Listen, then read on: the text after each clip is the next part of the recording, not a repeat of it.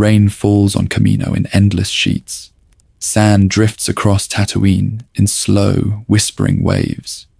Between those two worlds, between water and dust, runs the quiet line of one man's life. Boba Fett, a figure who speaks rarely, kills quickly, and carries storms inside his armor. His story begins in the grey light of Kamino, where the sea and sky blur together and the sound of the rain becomes a kind of temple bell. He is not born, but made, an unaltered clone of Jango Fett, created as payment for Jango's service as the Republic's prime template. No accelerated growth, no behavioral conditioning, just a child raised in the shadow of a father who is training an army. The reason was simple. Jango wanted an heir who was truly his, in a galaxy that treated soldiers as numbers. Much later, that same life will sink into Tatooine's dunes, armor scarred, voice roughened, a former bounty hunter sitting on a throne in Mos Espa, trying to rule as daimyo over a city that never really stopped sleeping with one eye open. As a result, the arc of Boba Fett is not just the story of a hunter, but of someone who keeps trying to turn violence into a kind of order, even as the galaxy resists. Most people know him from a handful of scenes. A silent figure beside Darth Vader on a Star Destroyer bridge, a jetpack ignition, a scream as he falls into the Sarlacc. But Boba Fett's lore stretches far beyond what is shown in the movies. There are darker stories and unanswered questions scattered through the Clone Wars, The Mandalorian, the Book of Boba Fett, and other canon sources. Tonight's journey takes a closer look at those unknown chapters of his character. We will follow him from Kamino Rain to Tatooine's sand, from a grieving boy plotting revenge on the Jedi who killed his father, to a young hunter working under Aurra Sing and Bossk in the shadows of the war. From the feared professional in The Empire Strikes Back, one of the few bounty hunters Vader personally trusts with the search for the Falcon, to the half-buried survivor clawing his way out of the Sarlacc. Then, finally, to the quiet, uneasy rule of Daimyo Fett, reshaped by his time among the Tuskens and his longing for a found family. So, sit back, relax, and let the stories unfold. You do not need to remember every name, every planet, every piece of armor. This is not an exam, and there will be no test at the Jedi Temple when the suns rise. This is lore to fall asleep to, a long-form meditation on one man's life in armor. If you are able, dim the lights. Let the steady rhythm of Kamino's rain and the slow breath of Tatooine's deserts set your pace. Maybe you are at a late-night desk, blue monitor glow replacing starlight.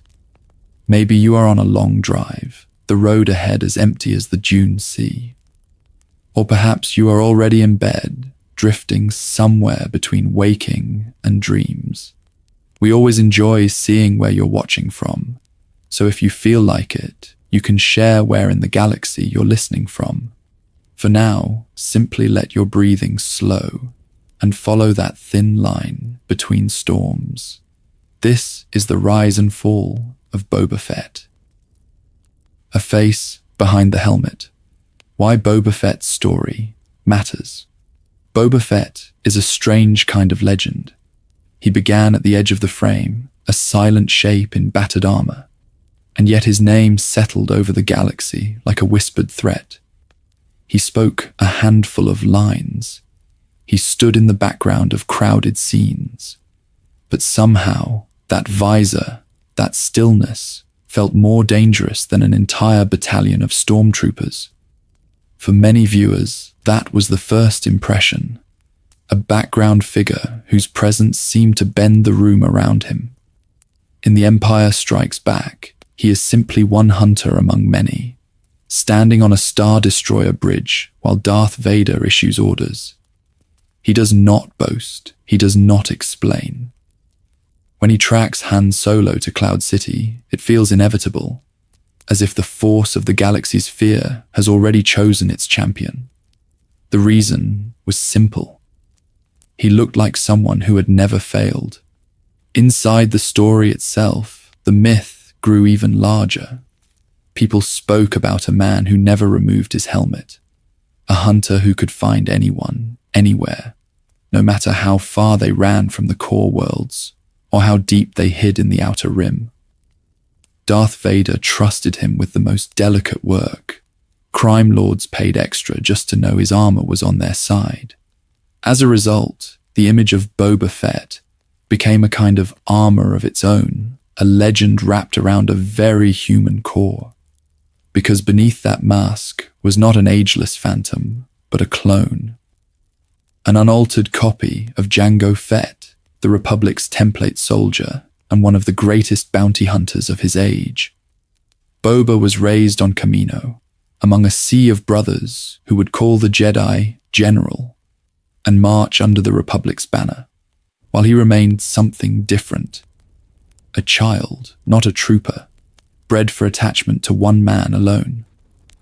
When Jango died on Geonosis, decapitated before his eyes, Boba's life narrowed to a single point of loss. From there, his path curves through almost every era of the Star Wars saga. He survives the Clone Wars as a boy among killers, learning the trade from Aurra Sing and Bossk. He becomes one of the few hunters the Empire and Darth Vader call by name.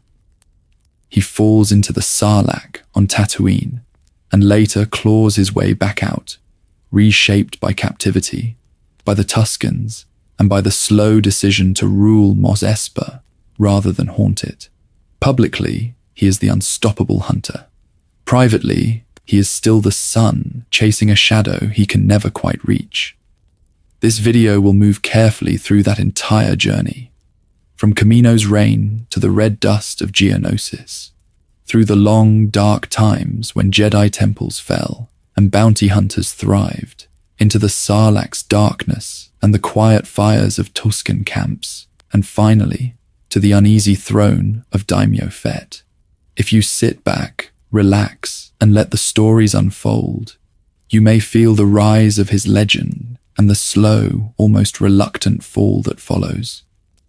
Before he was feared, though, he was something much smaller and far more fragile. A boy grown in a lab, designed as payment for another man's service, given a purpose he never had the chance to choose. That is where we begin. From template to sun, Jango's price and Boba's creation. Boba Fett began as a negotiation. On the storm-racked world of Kamino, where the horizon was a sheet of rain and lightning, the Republic purchased an army. They wanted soldiers who would obey any command, fight any war, and die without question. The Kaminoans offered exactly that, grown in vast ranks from a single genetic template. The reason was simple. One man had already survived the worst the galaxy could throw at him. His name was Jango Fett. Jango did not ask for wealth. He did not ask for status in the new order he was helping to create. His price was quieter and far more personal. In exchange for his DNA and his service as the Prime Trooper, he requested one clone grown without the usual alterations. No accelerated aging, no obedience chips, no behavioral conditioning. A child, not a weapon. He called him Boba. Kamino became Boba's first temple. White corridors, endless glass, the constant percussion of rain against transparent steel. For 1,000 generations, Jedi younglings learned in sunlit courtyards and echoing halls. But Boba's childhood lessons were carried by thunder and the distant rhythm of assembly lines. Somewhere beyond each door, thousands of boys with his father's face marched, drilled, and slept in perfect formation. They were his brothers in blood, yet he was never meant to stand among them. This separation defined him. The clones outside his window grew twice as fast, their childhoods compressed into a few frantic years of training. Their minds were shaped by flash learning, loyalty protocols, and subtle manipulations of fear and attachment. Boba, by design, was left untouched. As a result, he aged normally, thought freely, and asked questions the others were never allowed to form. He was part of the same story, but reading it at a completely different pace. In that sterile world, the one warm constant was Jango.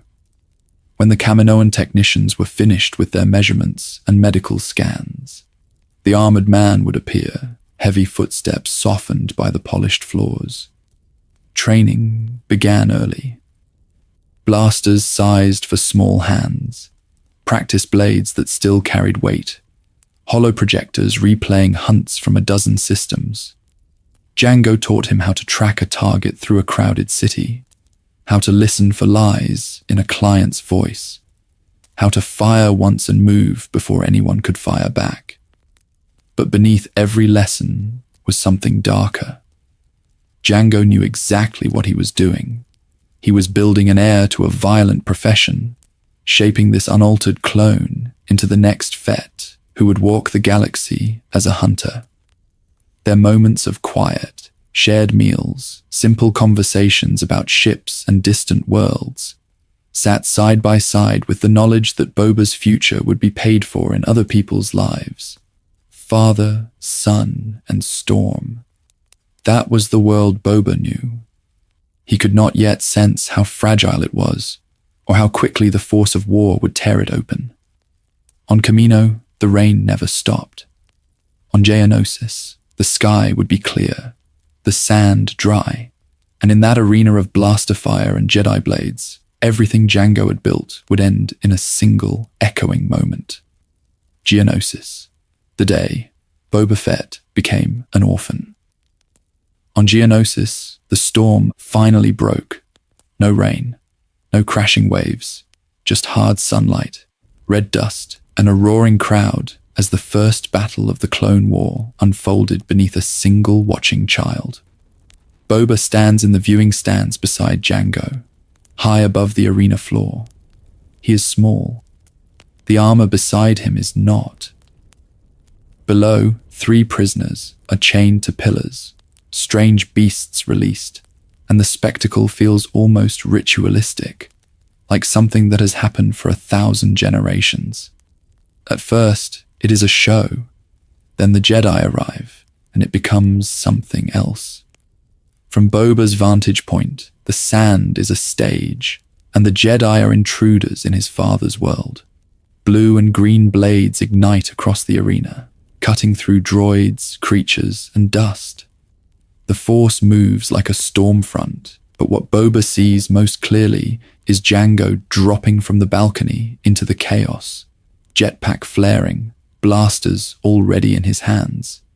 This is the man who taught him how to aim, how to stand, how to keep his fear hidden behind a visor. He watches Jango fight Jedi in the swirling haze, precise and efficient. A single armored point of order amid the confusion. For a moment, it seems inevitable that his father will survive. Jango has always survived. The reason was simple. He was the best. Then the pattern breaks. The reek slams into him, horn catching his jetpack, sending him tumbling. The pack sputters, damaged. Sand clings to the blue armor.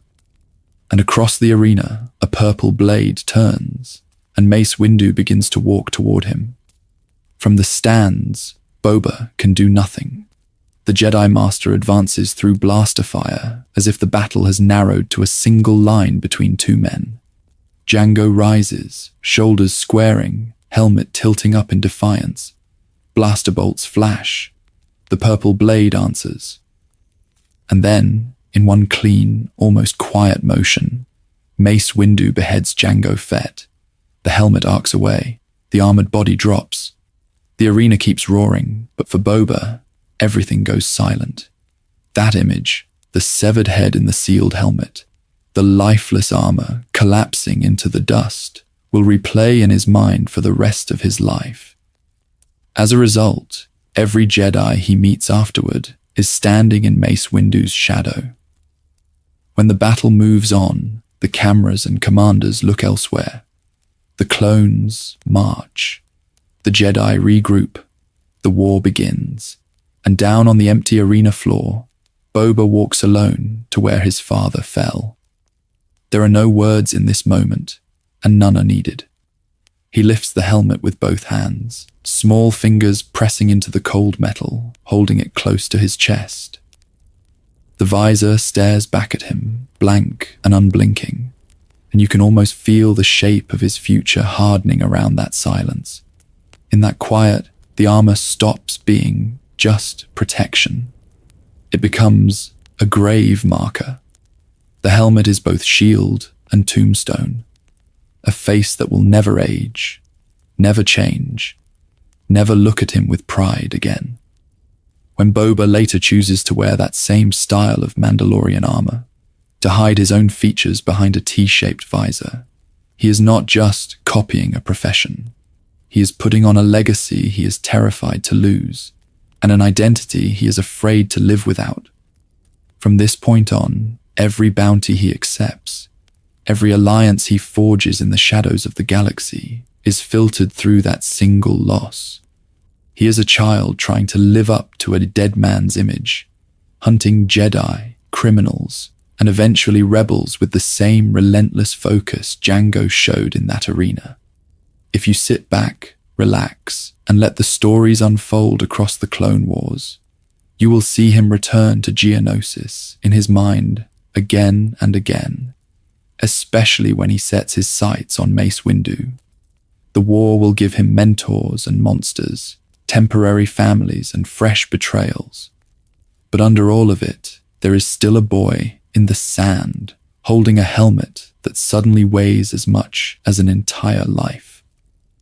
The next stage of Boba Fett's story begins there, in revenge, in training, and in a galaxy that has just discovered what clones and the children who live among them are truly for. A child among killers. Boba's first steps into the underworld. In the wake of Geonosis, Boba does not go to a Jedi temple or a Republic orphanage. He goes exactly where Jango's life points him, into the shadows. The reason was simple. The only people willing to take in a child with that face, that armor, and that grief were killers. Aurra Sing is the first to step into the empty space Jango leaves behind. Pale, predatory, and already infamous across the galaxy, she recognizes both the danger and the usefulness of this particular child. Around her orbit, figures like Bosk, the Trandoshan hunter whose idea of mentorship is survival of the fittest, and a rotating cast of guns for hire who treat Boba as something between a mascot and a weapon. It is a makeshift family, but every shared meal is edged with threat. Under Jedi tradition, a Padawan might receive structured training and careful guidance. Boba's training is different. His first jobs during the Clone Wars are small roles on larger operations, watching a ship crawling through vents, carrying explosives sized for his hands. Adults underestimate him because of his age, then remember Jango's reputation and see only potential profit. As a result, he is constantly pushed into situations where failure means death and success means someone else gets paid. One mission, in particular, burns the lesson of betrayal into him. Aurra leads a team to sabotage a Republic cruiser, using Boba's access and his resemblance to the clones as a disguise. He does everything she asks. He plants charges, misdirects troopers, and walks the line between his father's face and the soldiers bred from it. But when the operation goes wrong and Jedi intervention cuts off their escape, Aurra makes a choice. She abandons him, sealing a blast door and leaving him on the wrong side of the fire. For a moment, he is back on Geonosis, watching another figure vanish behind metal and smoke. Only this time, no one is coming to save him. He claws his way out through maintenance shafts and debris, hunted by security droids and the echo of his own fear. When he finally reaches safety, Aura treats his survival as proof that he is worth keeping around. There is no apology, only a new job. From then on, Boba's code begins to harden. Trust becomes a calculated risk, not an assumption. He speaks less, watches more, and learns that in this order, loyalty is a currency that must be earned again and again, or not given at all. His work is quiet, transactional, almost ritualistic, as if discipline can hold the chaos at bay. If you sit back, relax, and let the stories unfold, you can see the pattern forming. For 1,000 generations, warriors in this galaxy have been shaped by masters and mentors. Boba is shaped by absence, by doors closing in his face, by the image of a purple lightsaber cutting his life in half. That wound from Geonosis does not close. It narrows, focuses, and soon all of his careful new armor will point in one direction, toward Mace Windu. Hunting a Jedi. Boba's vengeful plot against Mace Windu. That direction takes him somewhere strange for a child who has just lost his father, into the heart of the Republic's war machine. Boba does not storm the Jedi Temple. He does not challenge Mace Windu in open combat. Instead, he hides in plain sight, among a group of clone cadets aboard a Republic cruiser, surrounded by soldiers who share his face but not his life. On Kamino, those faces had been background noise.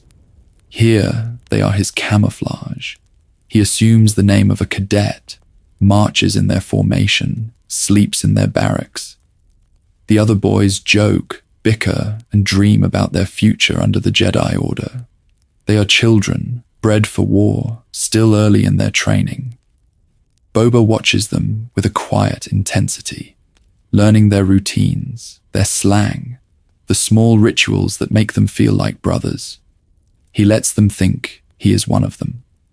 The reason was simple. Mace Windu was scheduled to command this ship.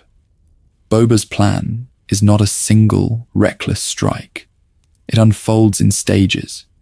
First, he sabotages systems deep in the cruiser, tampering with equipment only a careful observer would notice. Then he plants explosives in critical locations, hoping to engineer what will look like an accident in the void of space.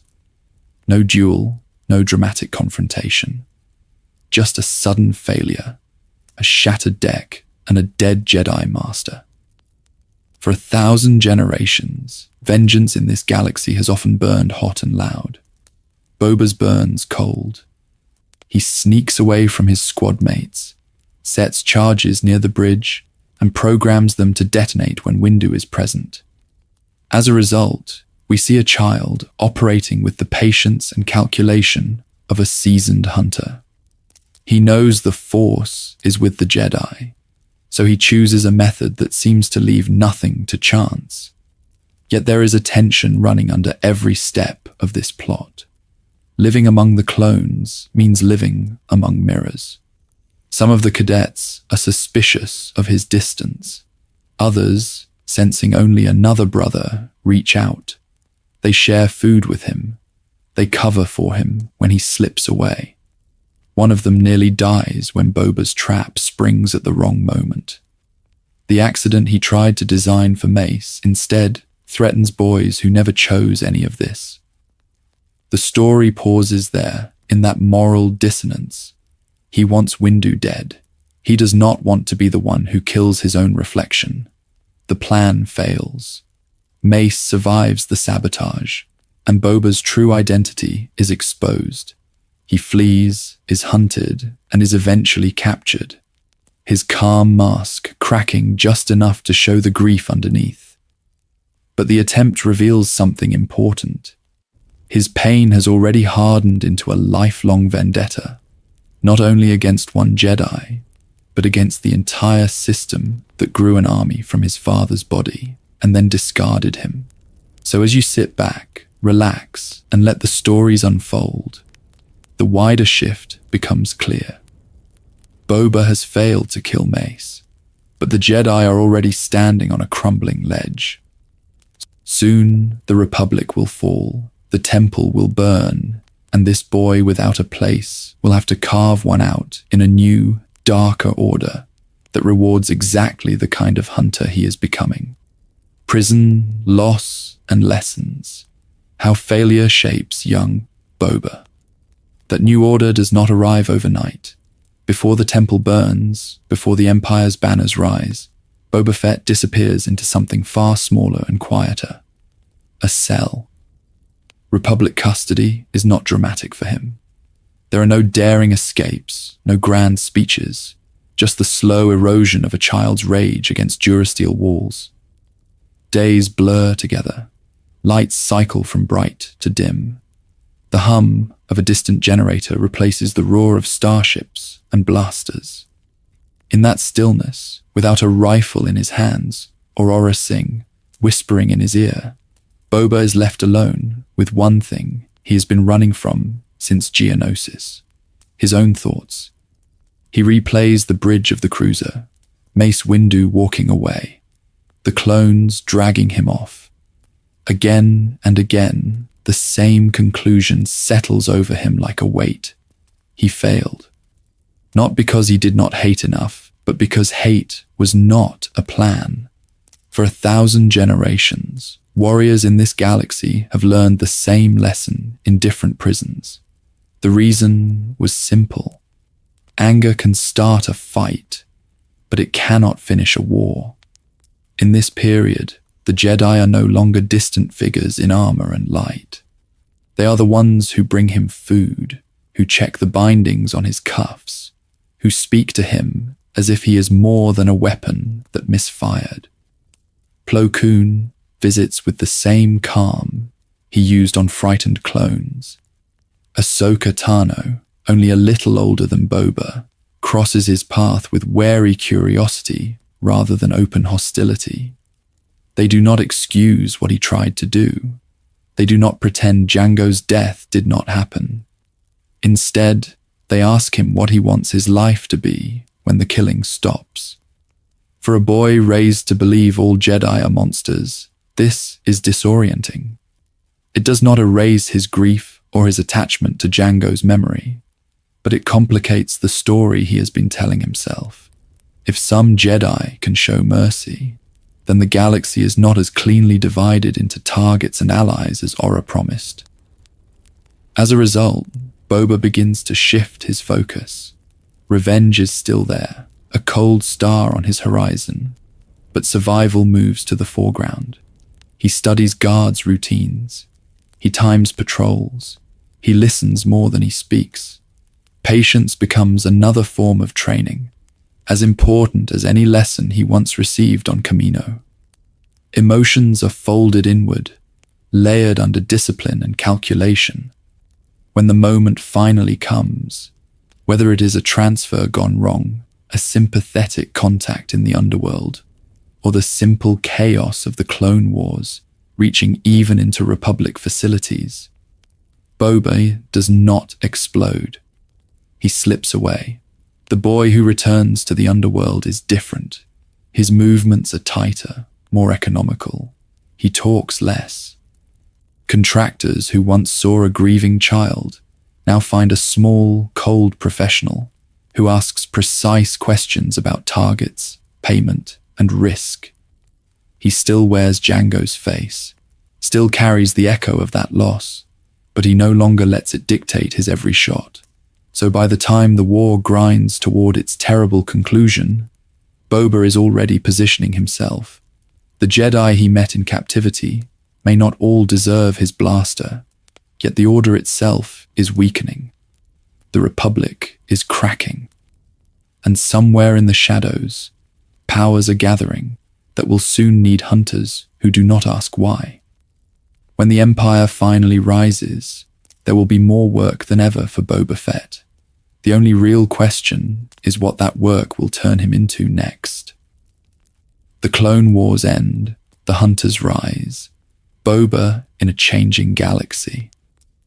When the Empire finally rises, there will be more work than ever for Boba Fett. The only real question is what that work will turn him into next. To understand that answer, you have to watch the galaxy itself change around him, almost quietly, as if the lights are dimmed one by one instead of shattered all at once. The Clone Wars end not with a single decisive duel, but with a coded command. Order 66 is transmitted. Clone battalions pivot. Jedi who had fought beside them for years are cut down in hangars, forests, and temple halls. There is no public trial, no open debate about the fate of the Order. The Republic simply accepts a new story. The Jedi were traitors, the Chancellor must become Emperor, and the war is over. For 1,000 generations, the Jedi Temple on Coruscant had been a symbol of stability, of training, of some kind of moral center. Now its spires burn, its archives are sealed, and its survivors scatter into hiding. The reason was simple, at least from Palpatine's point of view. Without the Jedi, there is no one left with both authority and power to oppose his new regime. As a result, the Force still moves through the galaxy, but its guardians are gone. In that vacuum, other structures rush to fill the space. Crime syndicates like Black Sun and the Pikes expand along the hyperlanes the Republic once patrolled. The Hutt cartels fortify their grip on worlds like Tatooine and Nalhuta, turning local disputes into quiet proxy wars. Imperial officers, suddenly in need of deniable assets, begin to issue discreet contracts. Smugglers to move restricted cargo, assassins to silence inconvenient witnesses, hunters to retrieve targets the Empire does not want to acknowledge publicly. Boba grows into this landscape as a young adult, no longer the grieving child on Kamino, not yet the legendary figure in Beskar. He moves between ships and shadow ports, taking jobs that start small and personal. A debtor who skipped out on a hoot, a corrupt official who fled an imperial audit, a rival hunter who needs to be warned or removed. Each success adds a quiet line to his reputation. He arrives on time, he does not talk more than necessary, and he does not hesitate. Many of the clones who once filled the ranks of the Grand Army are decommissioned, reassigned, or simply discarded when their aging becomes inconvenient. Their faces blur together, armor stacked in forgotten depots. Boba carries the same face, but his situation is different. He is unaltered, unchipped, a free agent with the reflexes of a soldier and the independence of a freelancer. Where they were bred to obey, he has been shaped to decide. If you sit back, relax, and let the stories unfold, you can almost trace his path by the whispers he leaves behind. On Coruscant, an informant vanishes after naming him. On Corellia, an imperial quartermaster signs off on a classified bounty and never speaks of it again. Each encounter teaches him something about fear, leverage, and how attachment can be used against both quarry and hunter. Over time, these small contracts begin to intersect with larger currents. The Empire notices which names consistently deliver results. So do the Hutts, who remember Jango Fett and see the familiar armor returning to their halls. Step by careful step, Boba climbs from local enforcer to a hunter whose presence changes negotiations before he even enters the room. And somewhere beyond those rooms, in the cold corridors of a superstar destroyer, another figure in Black Review's lists of available talent. Darth Vader does not waste attention on mediocrity. When he finally speaks Boba Fett's name, it will mean that the boy from Kamino has fully entered the highest, most dangerous circles of Imperial power. and that his next hunt will echo across the galaxy. Myth in the making. How Boba Fett becomes a name to fear. Vader's quiet interest is only the end of a much longer movement. By the time his name reaches Imperial briefing rooms, Boba Fett has already become something else in the wider galaxy. A presence that moves through stories told in cantinas, docking bays, and the back rooms of syndicate palaces. Among smugglers, his name is spoken the way spacers talk about black holes. Simple, distant, inevitable. A captain who skips on a Hutt contract might never see him, but they will hear the whispered warning that the Hutts have sent Fett. Crime lords, who pretend to fear nothing, lower their voices when they mention him, as if sound itself might carry the bounty hunter's attention across the stars. Imperial officers are more careful still. Officially, the Empire does not need outside help. Unofficially, there are problems that the Stormtrooper Corps, even after all its training, cannot solve cleanly. In those moments, a regional governor authorizes a discreet transfer, and a man in dented Mandalorian armor steps off a freighter ramp without ceremony. The reason was simple. Boba Fett delivered results. He brings his quarry in, dead or alive, and almost never fails. There are stories of fugitives who fled across 3 sectors, changing names, abandoning families, trying to disappear into the endless crowd of the galaxy. As a result, the pattern became clear. Sooner or later, a cold green visor would be waiting at the end of a corridor, or a blaster bolt would arrive before any last plea could form. He does not talk much. That silence becomes part of the legend. Captured targets try to bargain and receive only short, clipped responses, or nothing at all. Dock workers remember the weight of his stare more than any words he spoke. In a galaxy where every underworld deal is padded with boasting and threats, Boba Fett lets his armor, his rifle, and his precision speak for him.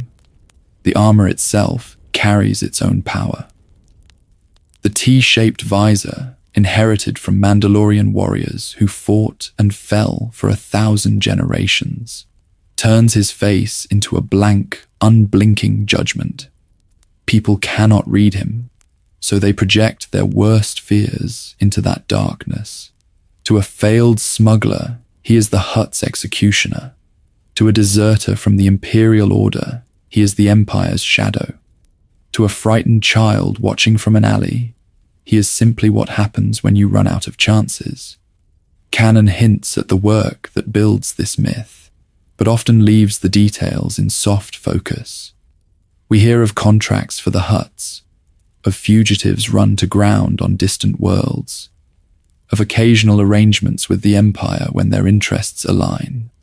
The gaps are important. When the story fades to silence, your mind fills in something even more relentless than the text describes.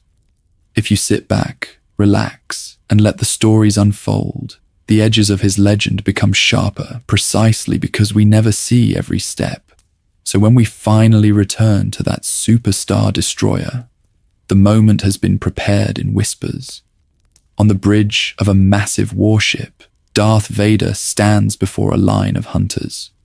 Among Trandoshans, droids, and killers from forgotten systems, one figure in scarred green armor is utterly still. This is where the myth of Boba Fett steps fully into the spotlight, and the next hunt will not just change one smuggler's life, it will bind his name forever to the fate of a certain Corellian, and to the personal designs of the Dark Lord of the Sith. On Vader's shortlist, the Empire strikes back an elite status. Vader does not summon crowds, he selects. On the command bridge of the Executor, with the force of the Empire gathered around him, he calls for a handful of specialists to do what his own fleets have failed to accomplish. The corridor fills with bounty hunters, each one dangerous in a different way. And there, among Trandoshans, droids, and masked killers, Boba Fett simply stands, silent, unmoving, utterly sure of his place. On the surface, it is just a lineup, a Dark Lord giving orders to hired guns. But the reason was simple and much darker beneath. Darth Vader does not tolerate incompetence, and he does not share sensitive hunts with amateurs. To be one of the few beings personally contracted by him means your reputation has already traveled far beyond the underworld. It means the Imperial Navy has failed. The usual chains of command in the Order have broken down, and now the Emperor's enforcer is turning to you. In that moment, Boba is already elite. For 1,000 generations, Jedi Knights had been the symbol of precision and control in the galaxy. Now, in the age of the Empire, figures like Boba quietly inherit part of that aura in the shadows. He is trusted with a target Vader wants more than most, the pilot who destroyed the Death Star, and the ship that keeps slipping through Imperial fingers. No one says this aloud. They do not need to. Every hunter on that deck understands what it means. When the hunt begins, Boba does not race blindly after the Millennium Falcon. He watches. He waits at the edge of the Imperial pursuit, studying the patterns of Han Solo's evasions, the limitations of a damaged freighter, the fear and attachment that will guide a desperate smuggler's choices. As a result, he realizes something the admirals miss. Han does not just need to escape. He needs repairs, allies, and a port where Imperial presence is thin, but personal connections run deep. So Boba predicts Cloud City. He follows at a distance, hidden in the Falcon's blind spots, then arrives first and makes his quiet arrangement with Vader. The films show only fragments, but the implication is clear. This is not brute force. This is a hunter who thinks like his prey, and then one step beyond. In the carbon freezing chamber, another layer of his character surfaces. While stormtroopers surround Han and the machinery roars to life, Boba speaks up. What if he doesn't survive? He's worth a lot to me. It is a brief line, but it cuts through the scene. Very few beings interrupt Darth Vader, and fewer still do it to defend their own contract terms. Boba does not challenge the Sith Lord's authority, yet he asserts his stake with calm, measured resolve. Vader answers, "The Empire will compensate you if he dies." And the process continues. Han is frozen, tested, and delivered into Boba's custody. On paper, it is a perfect job. High pay, a legendary quarry, and the satisfaction of outwitting both the Imperial Navy and the rebellion's most improbable survivor. If you sit back, relax, and let the stories unfold, this looks like the apex of a bounty hunter's career. But quietly, something else is beginning. Delivering Han Solo to Jabba, the Hutt will cement Boba Fett's myth in the eyes of the galaxy, yet it will also draw him into the chaos of Tatooine, into a battle over a desert sail barge, and into the jaws of a creature that was supposed to digest him for 1,000 years. This triumph is both the peak of his professional success and the first step toward his apparent death, a turning point that will haunt every later chapter of his story. Carbonite Trophy, Boba, Han Solo, and the price of a bounty. In the carbon freezing chamber on Bespin, Boba Fett finally stands within arm's reach of the bounty that has eluded so many others. The room is cold, loud, and bathed in orange light. To most people there, this is Vader's scene, a demonstration of Imperial power and a test of a cruel technology. But for Boba, it is something quieter and simpler, a job in its final, dangerous phase.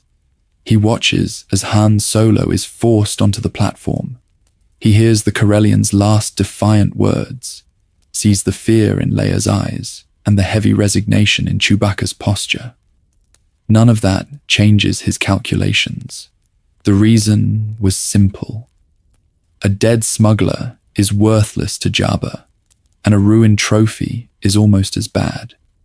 When Boba objects that Solo might not survive, 'tis not compassion breaking through the armor. It is a professional drawing a line around his payday. This is how his code works in this era. He is not a Jedi, and he does not pretend to be merciful. He honors the contract, protects the cargo, and delivers exactly what was promised.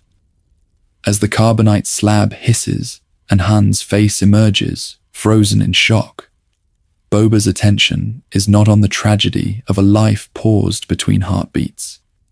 It is on structural integrity, vital signs, and the chain of custody that will carry this prize from a floating city to a Hutt's throne. The journey to Tatooine is not shown in detail in the films, but its outline is clear. Slave I cuts through hyperspace, carrying a single, silent passenger, locked in metal and stone. In that cramped hold, Boba is alone with his reputation. Vader has just trusted him above all other hunters. Jabba has promised a fortune and the satisfaction of an old grudge. For 1,000 generations, hunters have dreamed of such a moment, even if they never put it into those words. When he arrives at Jabba's palace, the delivery is almost ceremonial. The slab is lowered before the dais. Hutt laughter echoing through the dark hall as courtiers and criminals gather to stare. This is Jabba's favorite target, the smuggler who owed him and ran. And it is Boba Fett who has brought him in, intact, beautifully preserved, a living ornament for the palace wall. As a result, his status hardens into legend. He moves through the crowd with calm certainty, armor polished, T-visor unreadable. A hunter who now works comfortably for both Hutts and Sith Lords without visible hesitation. If you sit back, relax, and let the stories unfold, this feels like the final, complete version of Boba Fett. The child from Kamino, the orphan of Geonosis, the trainee who never set foot in a Jedi temple for formal training, has become the most reliable gun in the galaxy's underworld. Yet the palace that celebrates him will also betray him. In these same shadowed halls, a rescue will be planned. A sail barge will depart, and a new pit will open in the sand. One that seems to swallow not just his body, but the very certainty of who Boba Fett is. What happens when the galaxy's most controlled hunter loses control in the span of a single scream? The sail barge and the scream, Boba's fall into the Sarlacc control leaves him in an instant. One moment, Boba stands on the skiff as Jabba's unblinking guardian, blaster drawn, jetpack primed. The next, the order of the execution begins to fray, and the calm he has imposed on this corner of the desert gives way to something he has always tried to avoid: chaos. Luke moves first. A single leap, a summoned lightsaber, and the illusion that this is a simple spectacle of punishment shatters. Guards fall, chains snap. The Force, which Boba has learned to respect from a distance, suddenly cuts through the air in bright arcs of green. For 1,000 generations, Jedi have turned hopeless executions into escapes. And here, on the sail barge's flanking skiff, that old pattern awakens again. Boba reacts as he was trained. No hesitation, no attachment, just the job. He fires his cable, tangling Luke, trying to pin this unpredictable element back into something he can control. For a heartbeat, it works. The child of Tatooine who became a Jedi Knight is dragged down, and the hunter's aim is steady. But battles like this do not belong to precision. They belong to accident. Han, half blind and disoriented, stumbles on the deck. His movements are clumsy, almost harmless. Yet the reason was simple. In a storm of blaster fire and shouting, even a misplaced gesture can redirect a life. His staff strikes Boba's jetpack with an awkward blow. There is a spark, a cough of failing machinery, and suddenly the device that once represented perfect mobility becomes a death sentence. The jetpack ignites without direction. Boba is launched forward, not as a controlled missile, but as a helpless projectile. He has no time to correct his course, no moment to reassert the discipline that defined his training. Armored plates catch the sunlight as he arcs toward the yawning mouth of the Sarlacc. The scream that leaves him is brief, raw, and very human. Then sand, teeth, and shadow. He slams into the creature's side, slides downward, and vanishes into the waiting maw. The desert closes over him with a shower of dust and the low, hungry roar of the Sarlacc, a creature said to digest its victims over 1,000 years. As a result, the feared hunter of the galaxy appears to die, not in a duel, but in an accident, swallowed by a monster that does not know his name. For decades, that was the end of his story on film. A man who built his life on control, precision, and calculated fear, undone by one blind swing and a malfunctioning jetpack. Fans could sit back, relax, and let the stories unfold around him. But his own path seemed to stop in that single, almost slapstick fall. Symbolically, it is a collapse of identity. The unaltered clone who chose his father's armor, who turned pain into discipline, disappears in a moment where nothing he planned matters. No careful preparation, no perfect shot, only bad luck and gravity. Most tales ended there. Boba Fett, devoured in the pit, lost beneath the sands of Tatooine. But the desert has a way of returning what it swallows, and this world, with its twin suns and silent wastes, does not let every secret rest forever. Somewhere in the darkness of the Sarlacc, breath still moves. Somewhere beyond Jabba's ruined sail barge, another version of this man is waiting to emerge. And when he does, the hunter who falls screaming will rise in silence, changed by everything the galaxy thought had killed him. Inside the belly of the beast. How Boba survived the Sarlacc. When Boba Fett hits the Sarlacc, the story does not end. It narrows. It slows. It becomes a single, suffocating moment, stretched into something that feels like eternity. Canon is clear now. He does not die there.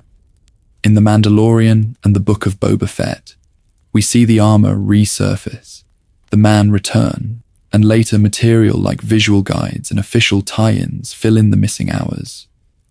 They describe a survival that is not glamorous, not heroic in the usual sense, but stubborn, methodical, almost quiet.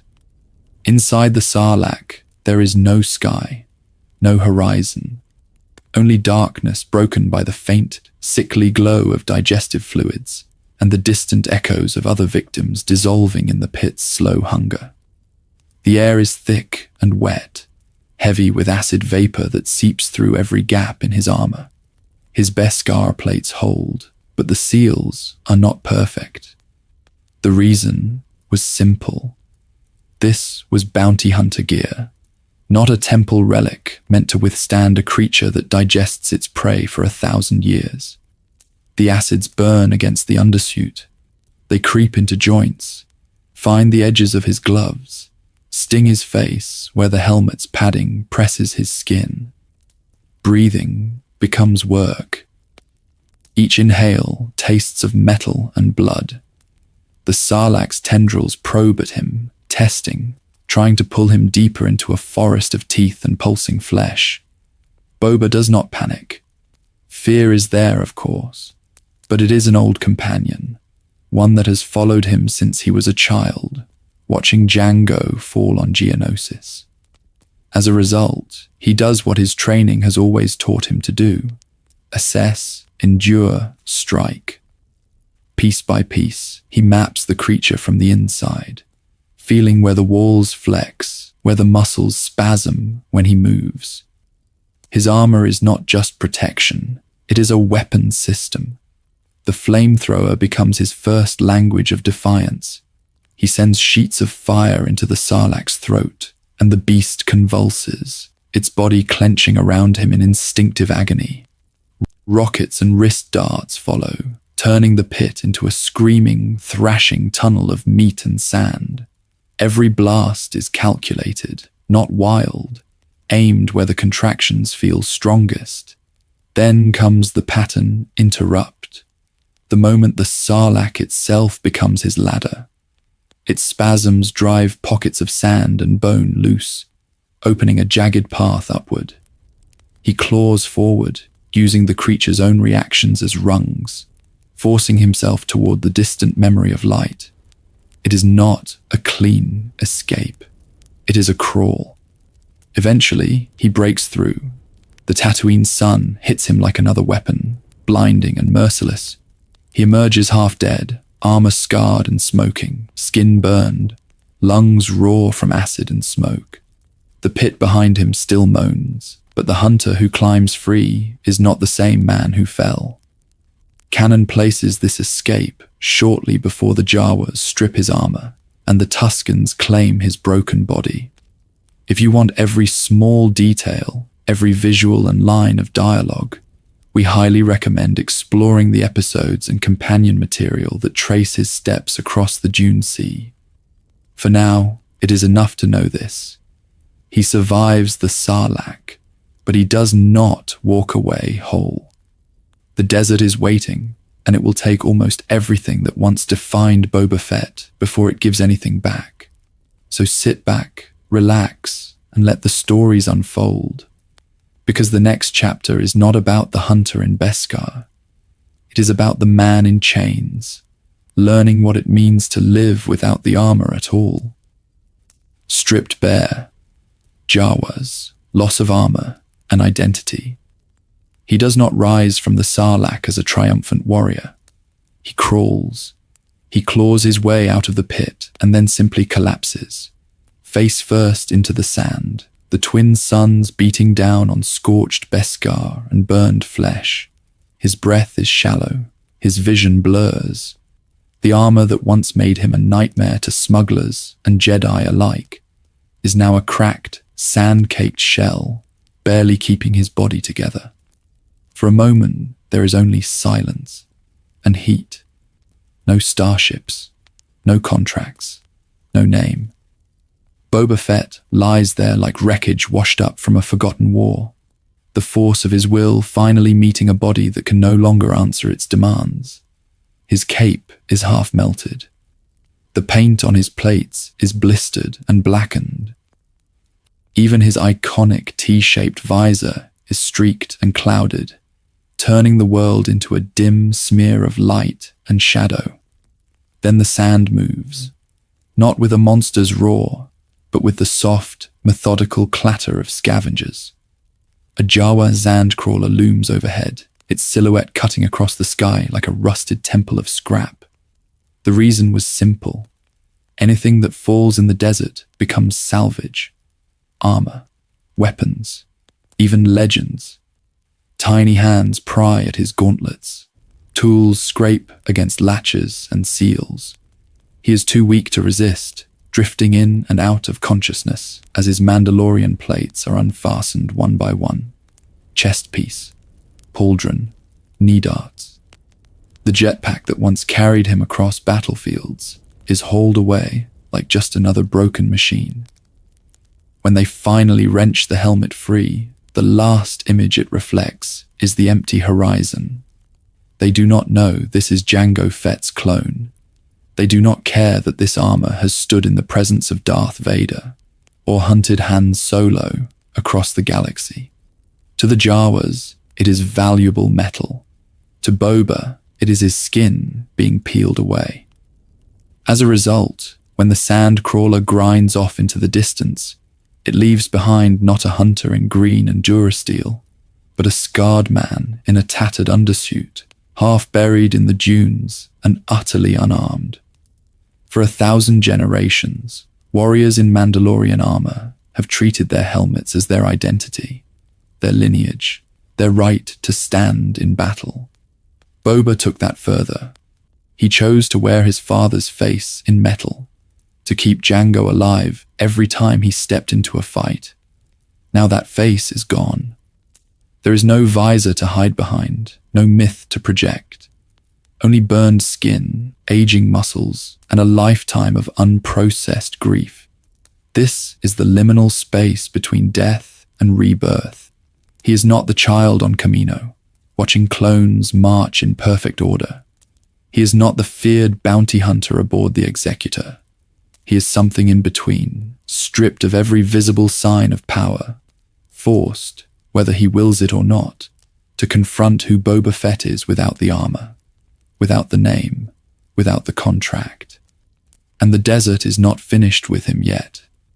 As his body fails and darkness closes in, other shapes move across the dunes. Not Jawas this time, but riders. Not scavengers, but a people who have their own history, with loss, with fear, with the cruelty of this planet. They will not offer him credits or a target. Instead, they will offer something Boba Fett has never truly had since he was a child on Kamino. A tribe. So sit back, relax, and let the stories unfold, because the next chapter belongs to the Tuskens and to the slow, painful rebuilding of a man who thought he only needed armor. Captured by the dunes, Boba's first days with the Tuskens. They do not find him as a warrior, they find him as carrion. The twin sons have already done most of the work. By the time the Tusken scouts ride over the dune, Boba is half buried in sand, armor stripped, skin cracked and blistered, the once feared hunter reduced to a breathing husk. To them, he is not a legend of the galaxy or the terror of Jedi fugitives. He is a resource, a question, and for now, a prisoner. Ropes bite into his wrists as they drag him behind a massive bantha, every jolt sending fire through muscles already torn by the Sarlacc's acid and the desert's cruelty. The reason was simple. Out here, nothing is wasted. A stranger with useful hands is worth more alive than dead. So he is hauled into their camp, not as a guest to be healed, but as a thing to be tested, watched, and used. His early days blur into a slow-moving nightmare. He wakes bound to wooden posts, beaten when he resists, kicked back into the dust whenever he stumbles. Under a brutal, unblinking sky, they force him to dig in the sand with crude tools and bleeding fingers, searching for blackened gourds of hidden water. His body is weakened, lungs scorched with every breath, but his will remains unbroken.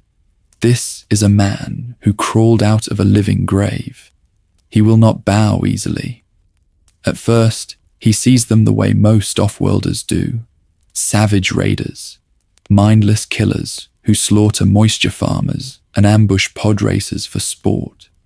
That is the story the wider order of the galaxy tells about the Tuskens, the same way they once whispered about clones bred only for war. From his perspective, chained and exhausted, the picture seems to fit. Harsh voices, sudden blows, laughter when he collapses. But time has a way of slowing the mind when the body is trapped. In the quiet moments between commands, Boba begins to notice things. The way they move around the camp in deliberate patterns. The small rituals before a fire is lit or a weapon is cleaned. The careful, almost reverent way they tend to their banthas, as if each animal were a partner rather than a beast. There is structure here. There is an order, even if it is not the kind taught in a temple. One afternoon, as he kneels in the sand, A Tusken child approaches. The others bark a warning, but the child lingers, eyes bright above dusty wrappings, fascinated by this scarred off-worlder who refuses to break. A canteen is held out, just beyond his reach. For a moment, he thinks it is a cruel game. Then the child steps closer and tilts the water to his lips. It is a small mercy. It is also the first unforced kindness he has known since Kamino's reign. As a result, something almost imperceptible shifts. His fear of them does not vanish, and their blows do not suddenly soften, but the edges of the story begin to blur. These are not simply monsters of the dunes.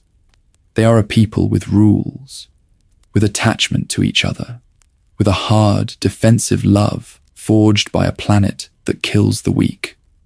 In the days to come, trial, combat, and shared struggle will turn these supposed captors into the closest thing Boba Fett has ever had to a family.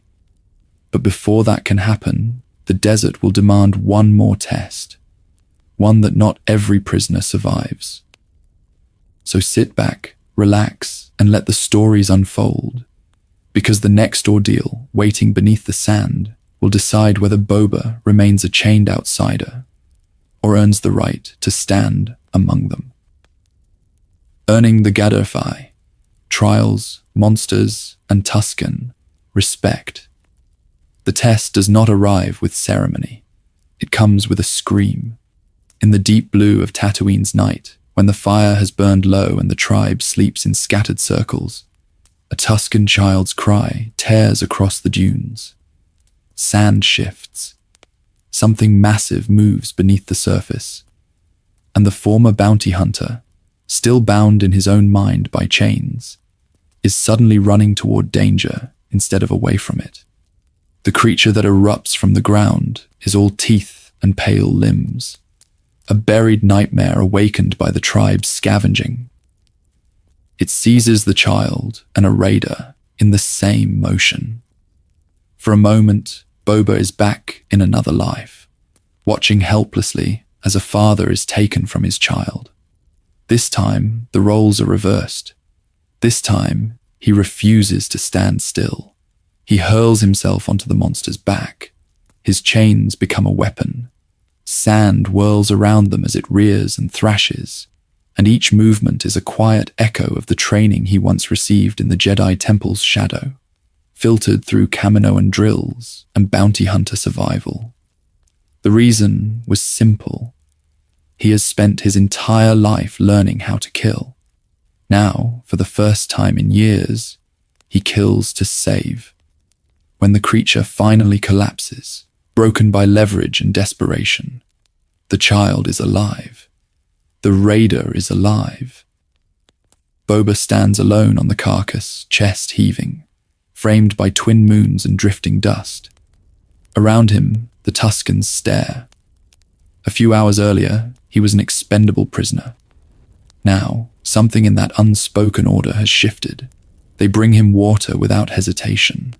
They do not untie him, not yet, but the rope is different. It is no longer a leash. It is a test of balance. From that night forward, the tribe begins his training. A Gaddafi is placed in his hands, not as a gift, but as a question. The stick is awkward at first, its weight unlike any blaster or vibroblade. A Tusken warrior stands before him, staff raised, and the two of them begin a slow, deliberate dance in the sand. Strike, block, turn, reset. The movements repeat until the stars wheel overhead. Each correction is small, a shift of the foot, a lowered shoulder, a tighter grip. As a result, the practice takes on a meditative rhythm, like breathing, like a mantra. You can almost sit back, relax, and let the stories unfold in that circle of lamplight. As Boba learns to move, not as a lone hunter, but as part of a pattern. In time, the tribe marks his progress with ceremony. They lead him into the desert to find a branch, a living shard of the dune sea, and he carves it beside their fire. Sparks rise as metal scrapes wood, shaping the Garda Fii that will be his alone. Robes are wrapped around his shoulders, dark and flowing, erasing the prison rags and the man he used to be. Around the flames, they dance with him, their staffs beating a steady rhythm into the night. For 1,000 generations, such rituals have bound Tusken to Tusken, and now they bind him as well. He is no longer just Jango's clone, no longer just armor without a cause. He is a warrior of this tribe. In the quiet that follows, when the drums fade and only the wind speaks, Boba begins to imagine a different path, not as a solitary name feared across the galaxy, but as a protector who stands between his people and the endless hungry sand. That thought will follow him long after the fires of this camp go out, and it will shape the kind of power he seeks when he finally claims a throne of his own. The train heist, from bounty hunter to tribal defender. That imagined future does not stay abstract for long. The desert answers his quiet wish with something very concrete, a threat that cannot be ignored. A train cuts across the horizon like a steel comet, and every time it comes, Tusken bodies fall in the sand. For 1,000 generations, Tatooine's nomads had moved with the dunes, following paths older than any temple or city. The Pikes see none of that. To them, this stretch of desert is just a shipping lane, and anything that moves near the rails is a target. The reason was simple. Fear is cheaper than negotiation. So they fire first and leave the dead where they drop. Boba watches one of these raids from the ground, helpless to stop it. He sees children dragged away from fresh graves. He sees the chief's shoulders sag under another loss. Something in him refuses to let this become just another tragedy he walks away from. He decides the train will stop, and he will be the one to stop it. From that moment, his role in the tribe changes. He is no longer simply a captive who earned a place by surviving. He becomes a planner, a strategist. He walks into Toshia Station and confronts the local speeder gang, dismantling them with the same brutal efficiency he once used on bounties. But now, instead of cashing in their bodies, he takes their bikes. He brings the speeders back to the camp like captured war trophies, not for himself, but as tools for the tribe. What follows looks almost like Jedi training, stripped of robes and doctrine. Boba lines the Tuskens up beside the speeders. He shows them how to mount, how to balance, how to leap from one moving vehicle to another. They fall. They get up. He corrects their posture with patient hands, running drills again and again until clumsy hops become coordinated assaults. As a result, the tribe begins to move as a single, fast-moving unit, something the Pikes have never had to fear from the sand. The heist itself is simple in outline and terrifying in practice. Riders race alongside the armored train, snipers pick off gunners on the cars, and Boba leads from the front, hurling himself onto the roof in a blast of sand and blaster fire. He fights car by car, not as a lone hunter claiming a prize, but as a shield clearing a path for warriors behind him. When the engine finally dies and the train groans to a halt, he does not execute the surviving Pikes. He negotiates.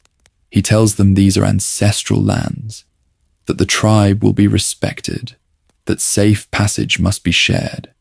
In that moment, he is not collecting a bounty. He is defending a people's right simply to exist.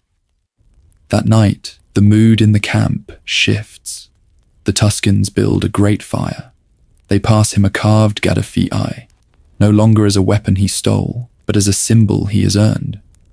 Around the flames, they dance in a slow, ritual circle, bodies moving in perfect rhythm with the crackle of wood and the sigh of the wind.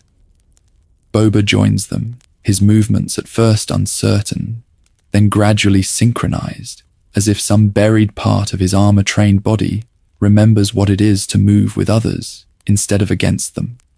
For once, his face is bare. No helmet, no visor. Just deep lines softened by firelight and something rarer than victory, peace. You can almost see the child from Kamino, the boy who watched his father die and grew up believing that attachment only led to loss, finally finding a place where attachment feels safe. If you sit back, relax, and let the stories unfold, this is the quiet peak of his inner life. Not slave eye, not Jabba's sail barge, a circle of dancers in the sand. He has what the Jedi Order never gave him, and what the underworld always denied him, a family that sees him as more than a weapon. He stands among them not as an asset, but as a brother. And because this is Star Wars, that is exactly why what happens next will hurt so much more. The galaxy is not kind to found families that stand in the way of profit, and the Pikes are not finished with this stretch of desert yet. Ashes in the sand, the massacre of Boba's Tusken tribe. The warning comes in silence.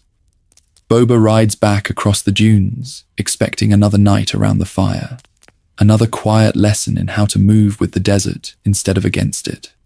The camp should be a constellation of small flames on the horizon, a familiar shape against the endless sand. Instead, there is only smoke, black, heavy, and wrong. For a moment, he simply stands at the edge of the ruins. The tents are charred frames. The training posts are broken and scattered. Banthas lie where they fell, harnesses still attached, as if someone tried to flee and never got the chance. This is not the random cruelty of the storm. This is the deliberate work of sentience who came here with purpose. The reason was simple. Someone wanted this tribe erased. All around him, the bodies of the Tuskens he called family are strewn in the sand. Warriors, elders, the child who had walked beside him on patrol, the chieftain who had placed a gator Fiji in his hands. In a galaxy that often treats Tusken lives as background noise, the camera lingers and you are asked to sit back, relax, and let the stories unfold in the stillness of their absence. Painted symbols of the Nikto biker gang mark the wreckage, a crude signature on a careful massacre. Whether the Niktos truly planned it alone, or whether the Pikes guided their hands, matters less to Boba in this moment. What he sees is simple. His family has been targeted and removed from the board, the way the Jedi once tried to remove his father's armor from the battlefield on Geonosis. As a result, the message is unmistakable. Community is a liability. Attachment is a weakness others will punish. He does not scream. He does not swear vengeance to the sky. Instead, he begins the work of burial by fire. One body at a time, he gathers them, arranging limbs, aligning weapons, placing them so that even in death they keep some dignity. The flames rise slowly, an improvised temple in the open desert, and he watches until smoke blurs the stars. Years ago, on another battlefield, he held Jango's helmet in his hands, a child staring into a hollow that would never look back. Then, his loss was a single point of impact. One man, one shot, one future severed. Here, the wound is wider. He has not only lost a father figure or a mentor, he has lost an entire way of life he had begun to accept as his own. This tribe had given him what the Kamino training regiments, the bounty hunter guilds, and the criminal order of the underworld never could. A sense of belonging, not based on fear or payment. Now that, too, is ash. So when the fires burn low and the last sparks drift into the night, something settles inside him. He will not be a blunt instrument for other people's syndicates anymore. No more serving empires, cartels, or faceless clients who profit from worlds like this. On Tatooine, he will build his own network, his own protection, his own fragile order. But to claim that future, he will first have to reclaim his past, starting with the armor buried in someone else's shadow. A new code in the dunes. Boba's philosophy after the Tuskens. Boba Fett has always worn armor, but for most of his life, the real shell was invisible. Before the Tuskens, everything was simple in a cold, brutal way. A target, a contract, a transfer of credits. His entire identity was built around being the man you hired when you wanted a problem erased and never mentioned again. He had been raised for that role from childhood. On Kamino, his family was an army of brothers bred for obedience, while he alone was allowed to grow unaltered, a living legacy of Jango Fett. When Jango died on Geonosis, Boba's grief hardened into a kind of private order. Survive, get stronger, and make the galaxy fear the face that had once been a son's attachment. Working with Aurra Sing, Bosk, and other hunters, he learned that loyalty was just another tool. You watched your flank, you took your credits, and you never mistook a crew for a tribe. The Tusken camp breaks that pattern slowly. At first, they are captors, then taskmasters, then something else. He learns to move with them across the dunes, to fight from the back of a speeder, to shape a gaffy stick in a ritual that feels almost like a temple ceremony conducted under open sky. The reason was simple. Among the Tuskens, strength is not only measured by how efficiently you kill, but by how well you protect the circle that stands beside you. In that fire-lit circle, power changes meaning. Boba sees warriors take turns on watch so that the children can sleep. He watches them share scarce water, stand together against off-world raiders, and mourn their dead as a single voice carried on the wind. For 1,000 generations, the Jedi spoke about using the Force to defend, never to attack. The Tuskens have no such language, no grand order or training, yet they live that principle in the sand with every choice. As a result, something in Boba's code begins to bend.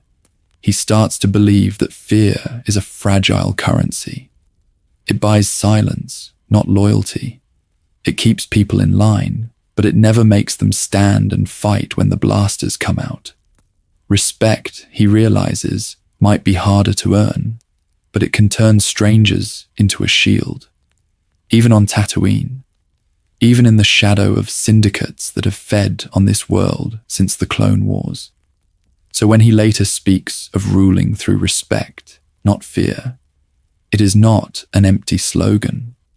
It is an echo of campfires and shared meals, of training young warriors who trusted him with their lives.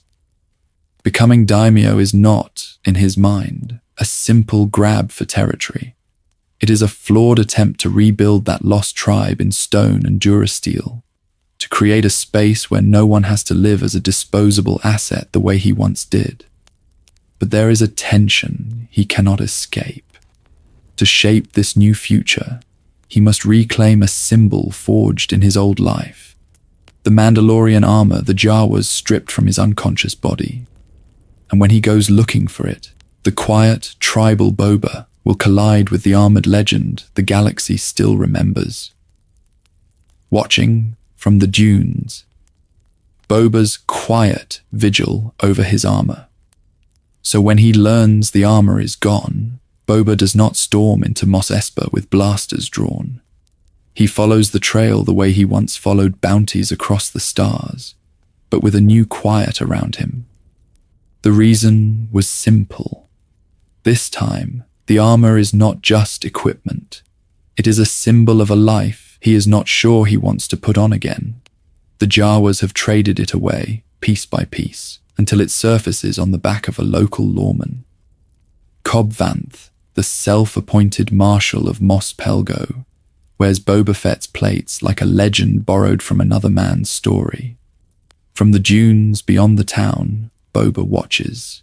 He studies how Cobb walks, how the villagers look at him, how that familiar T-visor turns toward danger and away from the innocent. In the old days, this would have ended quickly. Boba would have walked into the cantina, named his price, or taken what was his with ruthless efficiency. But the man who stood in Tusken tents, who learned to see raiders as people instead of targets, does something far more difficult. He waits. He lets the armor ride on another man's shoulders, and he measures whether the past it represents is worth reclaiming at all. That patience marks a profound shift. For 1,000 generations, Mandalorian armor has been tied to honor, lineage, and war. For Boba, it was once tied to Jango's death, to a child staring at a severed helmet on Geonosis, to bounty hunter training that taught him to strike first and ask nothing. Now, as a result of his time in the desert, he treats the same object like a test the Force has placed in his path. If he can leave it in someone else's hands for a time, perhaps he has truly changed. The pattern only breaks when another figure enters the orbit of Mos Pelgo. A lone Mandalorian, Din Djarin, arrives in search of that same armor, guided by his own creed and his own sense of order. He does not know that by negotiating with Cobb Vanth, by taking the armor as payment for saving the town, he is stepping directly into Boba Fett's shadow. One hunter has simply traded places with another. On the ridge above, we glimpse Boba as he appears in The Mandalorian, cloaked, scarred, a silent shape against the Tatooine suns. He is almost a ghost of his former self, a watchful presence rather than an active threat. If you sit back, relax, and let the stories unfold, this brief image feels like a whisper from the original trilogy, carried forward into a new age. He lets Din fly away with the armor. He does not fire. He does not pursue. Instead, he turns back toward the desert to choose his moment. When he finally steps out of the background and names himself, it will not be as a nameless gun for hire, but as a man with a new purpose and an old debt to settle. The Mandalorian confrontation, reclaiming the armor, reclaiming the self. He keeps that promise sooner than anyone expects. The next time Boba Fett steps out of the desert, it is not as a silent shadow on a dune, but as a man walking directly into the line of fire. On Tython, Din Djarin believes he is alone with Grogu and the ruined seeing stone of an ancient temple. The Force has been called, the child is exhausted, and the air feels thin with oncoming danger. Then Slave. I cuts across the sky, a familiar silhouette from another era, and settles on the rocks with a weight that seems to drag the past into the present. Boba approaches in simple black robes, armorless, helmetless, flanked by Fennec Shand. He does not threaten, not at first. He introduces himself, names his companion, and states his demand with a steady calm, the return of his armor. Din refuses, bound by his own understanding of Mandalorian order, insisting that the Beskar belongs to his people and must be worn only by one who walks the way. The standoff turns on a single claim of identity. Boba does not argue philosophy. He presents lineage. He explains that he is an unaltered clone of Jango Fett, that the armor was his father's, and that Jango himself was a foundling who fought in the Mandalorian civil wars. The reason was simple. This was not stolen gear or scavenged spoils. It was an heirloom, a warrior's legacy passed from father to son. On a world once rich with Jedi history, Boba quietly anchors himself in Mandalorian history instead. For 1,000 generations, armor has been more than protection. It has been memory made metal. By showing Din the chain code embedded in the cuirass, he ties his personal story to that larger current, proving that beneath the scars and the clone face, there is a rightful heir. When Imperial troops descend, talk ends. Boba fights first in those robes, wielding gaffy stick and blaster with brutal precision, learned in Tusken training. He smashes plastoid, breaks formations, and moves with the deliberate fury of someone who has survived too much to be impressed by stormtroopers. As a result, we see that the armor never made the warrior. The man did. Only after the Razor Crest is destroyed does he reclaim the suit itself. The green plates are scarred, the paint chipped, but when he steps back into battle, there is a quiet inevitability. Rockets, knee darts, wrist flamethrower. Each weapon speaks of the old Boba Fett, yet his choices reveal something new. He fights not for a bounty, but to uphold a bargain. He and Fennec stand with Din even after Grogu is taken and the immediate reward is gone. Boba shows the chain code again, this time as a contract of honor, and vows to help rescue the child because that was the deal. In a galaxy shaped by betrayal and fear, he chooses attachment of a different kind. Loyalty, kept promises, shared risk. So, sit back, relax, and let the stories unfold. Because with his armor restored, his identity clarified, and an ally at his side, Boba is finally ready to move on Tatooine. The only question is what kind of ruler a man like this will choose to become. From hunter to daimyo, the decision to take Jabba's throne. So when Boba finally turns his eyes back toward Mos Espa, he is not just looking for work. He is looking at a battlefield he now understands in a different way. The dunes that once swallowed him have shown him what it means to belong and what it costs when power is left in the hands of people who only know fear. In the years after Return of the Jedi, Tatooine does not become free. Jabba dies on a sail barge. His barge explodes, and for a brief moment, the desert is quiet. Then the vacuum opens.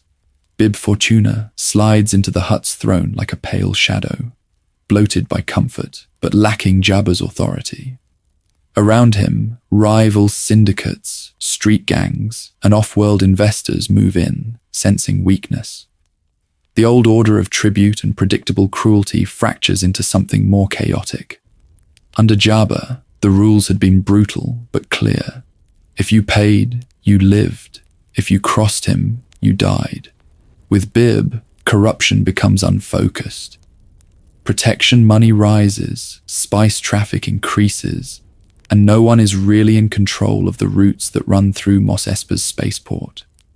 For the moisture farmers and shopkeepers, this is not freedom. It is a slow, grinding uncertainty that feels more dangerous than a single Hutt on a throne. Boba walks into this moment with Fennec at his side, and a very specific memory in his mind. A tribe of Tuskens wiped out because they were in the way of someone else's profit. The reason was simple. No one with real power had decided those lives mattered. As a result, a single train run, a single spice corridor, became more valuable than an entire community. Boba has seen what that calculus produces. He has carried the bodies. So when he enters Jabba's palace and confronts Bib Fortuna, it is not the swagger of a hired gun. It is something colder and more deliberate. A shot. A corpse on the tiles. And then he sits on the throne himself, not as a self-proclaimed crime lord, but as a daimyo. The word is old, evoking for 1,000 generations of warlords and protectors who ruled territories with personal authority. He is staking a claim. This territory, these people, this flow of credits and spice, will answer to him. He tells Fennec he intends to rule with respect rather than fear. On the surface, that sounds almost naive. In a galaxy where the Empire, the Hutts, and even the Jedi Temple have all used fear in their own ways. But the Tuskens have shown him another model. Around their fires, protection was mutual. Strength existed to shield the weak of the tribe, not to harvest them. Leadership was earned through action, not inherited contracts. As daimyo, Boba can do something no wandering hunter ever could. He can tax or block spice shipments that cross his territory. He can demand that syndicates pay for safe passage in ways that do not involve burning out villages. He can post his own soldiers in the streets to keep local families from being collateral damage in someone else's war. In his mind, every deal is an attempt to prevent another camp of burned tents and silent Gadurfii. But the underworld is not a Tusken camp. It is not a closed circle around a single fire. The moment Boba claims Jabba's throne, every rival syndicate, every surviving Hutt, every hidden investor in those spice routes quietly takes notice. They hear the word respect and think weakness. They see a former bounty hunter trying to rewrite rules that have governed this shadow economy for decades. And as you sit back, relax, and let the stories unfold, it becomes clear that Boba's experiment in a different kind of rule will not simply be tested, it will be attacked from every direction that profit and fear can reach. Building a court in the desert, Fennec, Gamorreans, and misfits. So when Boba steps into power, he does not fill a throne room. He fills a table, a single chair beside him, a handful of figures who, at first glance, look more like survivors than a ruling council. The reason was simple. After a lifetime in the shadow of crime lords and the Empire, he no longer trusted crowds. He trusted individuals. The first and most important of those is Fennec Shand. Once, she lay dying in the Tatooine sands, another assassin discarded after a failed contract. Boba finds her, half-conscious and fading, and makes a choice that would have baffled the old bounty hunter who worked for Darth Vader. Instead of leaving her, he takes her to the mod parlor, trading credits and time to save a stranger's life. Metal replaces shattered organs. The Force does not intervene, only skill and intent. As a result, Fennec awakens, owing her survival not to a syndicate, not to a Jedi, but to this scarred man in Mandalorian armor. From that moment, she becomes his right hand. She is the sharp edge to his slower, more deliberate judgment, an elite assassin who now serves as advisor, scout, and, when needed, executioner. Around campfires with the Tuskens, and later in the quiet halls of Jabba's former palace, she challenges his plans, questions his mercy, and still stands at his side when blaster fire starts.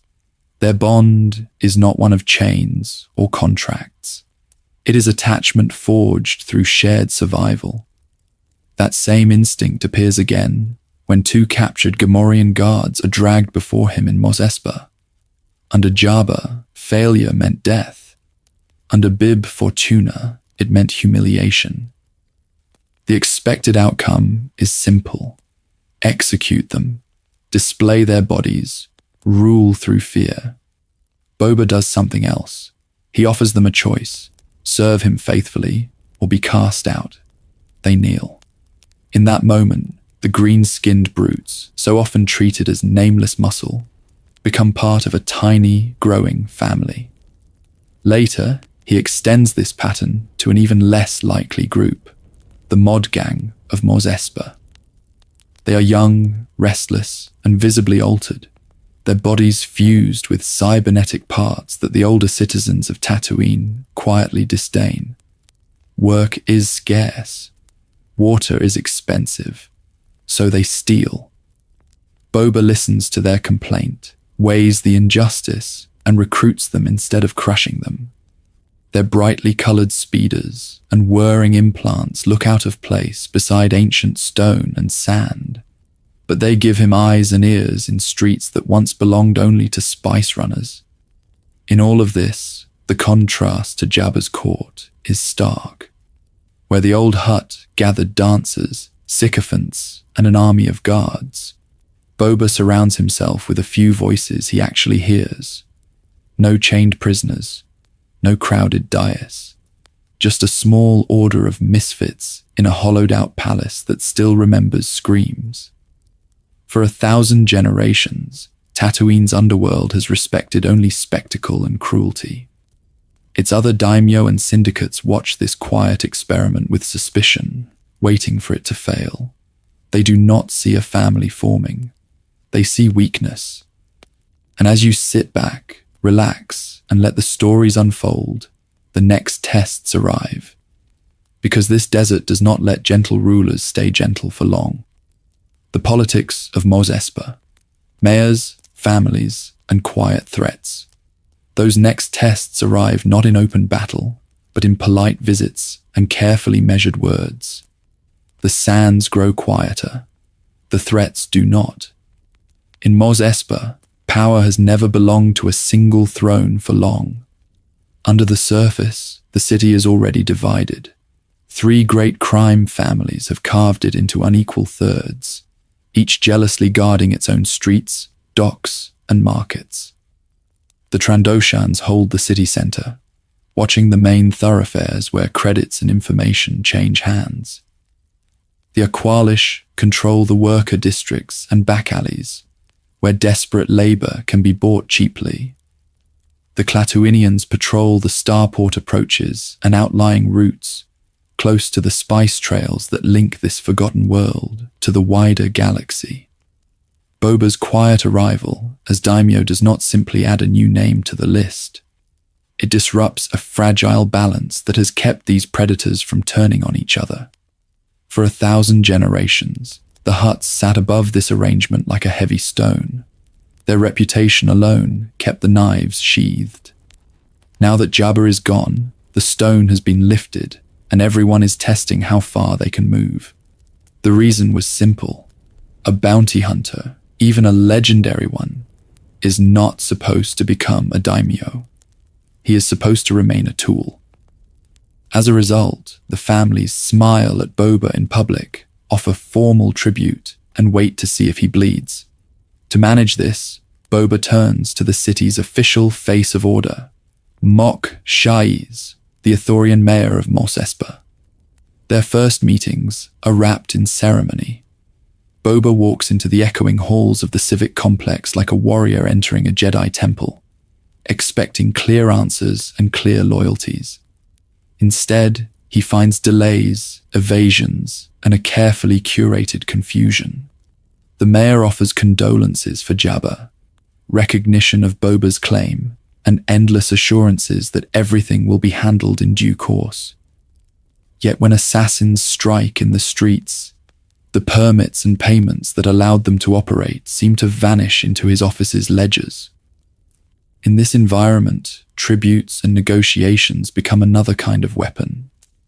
A cantina owner begs for protection from a speeder gang, but leaves out who is secretly paying that gang.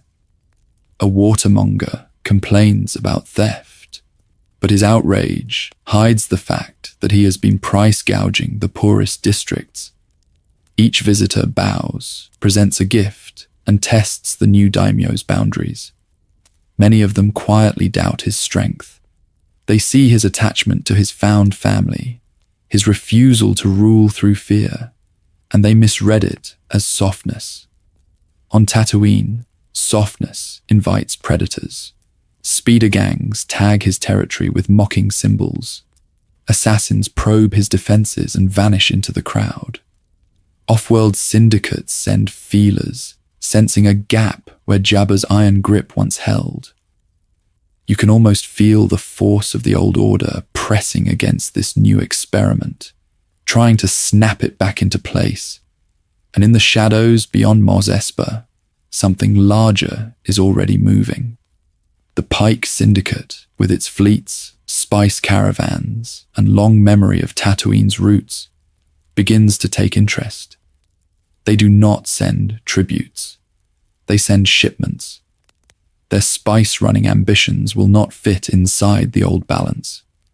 When they finally step into Boba's city, he will have to decide whether a gentle ruler can survive a war, or if the desert will teach him a harsher lesson. The Pikes arrive, spice, territory, and the shadow of the Tuskens. So when the Pikes finally step out of shadow and into Boba's city, it is not a surprise. It is an inevitability. For 1,000 generations, organizations like theirs have followed the same pattern. Find a forgotten world, carve a route through it, and leave its people buried under someone else's profit. The Pike Syndicate is not loud, but it is vast. From Obadiah to Kessel and beyond, they have built an order around one simple product: spice. They move it along the hidden arteries of the galaxy, through border systems and lawless sectors, using fear and credits in equal measure. The reason was simple. Spice pays.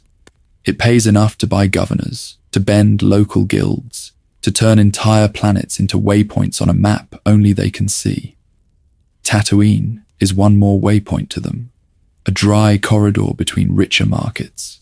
They remember the ancient routes across its sands, the ones that once cut through Tusken, hunting grounds and tribal territory. Long before Boba Fett crawled out of the Sarlacc, Pike caravans had clashed with those tribes, guarded by mercenaries and droids who saw the Tuskens as obstacles rather than people. The smoke from those skirmishes never reached the Jedi Temple, but it stayed in the desert. For Boba, that history is not abstract. He woke under Tusken tents, drank their water, learned their training rituals, and watched them die when outsiders treated the dunes as empty.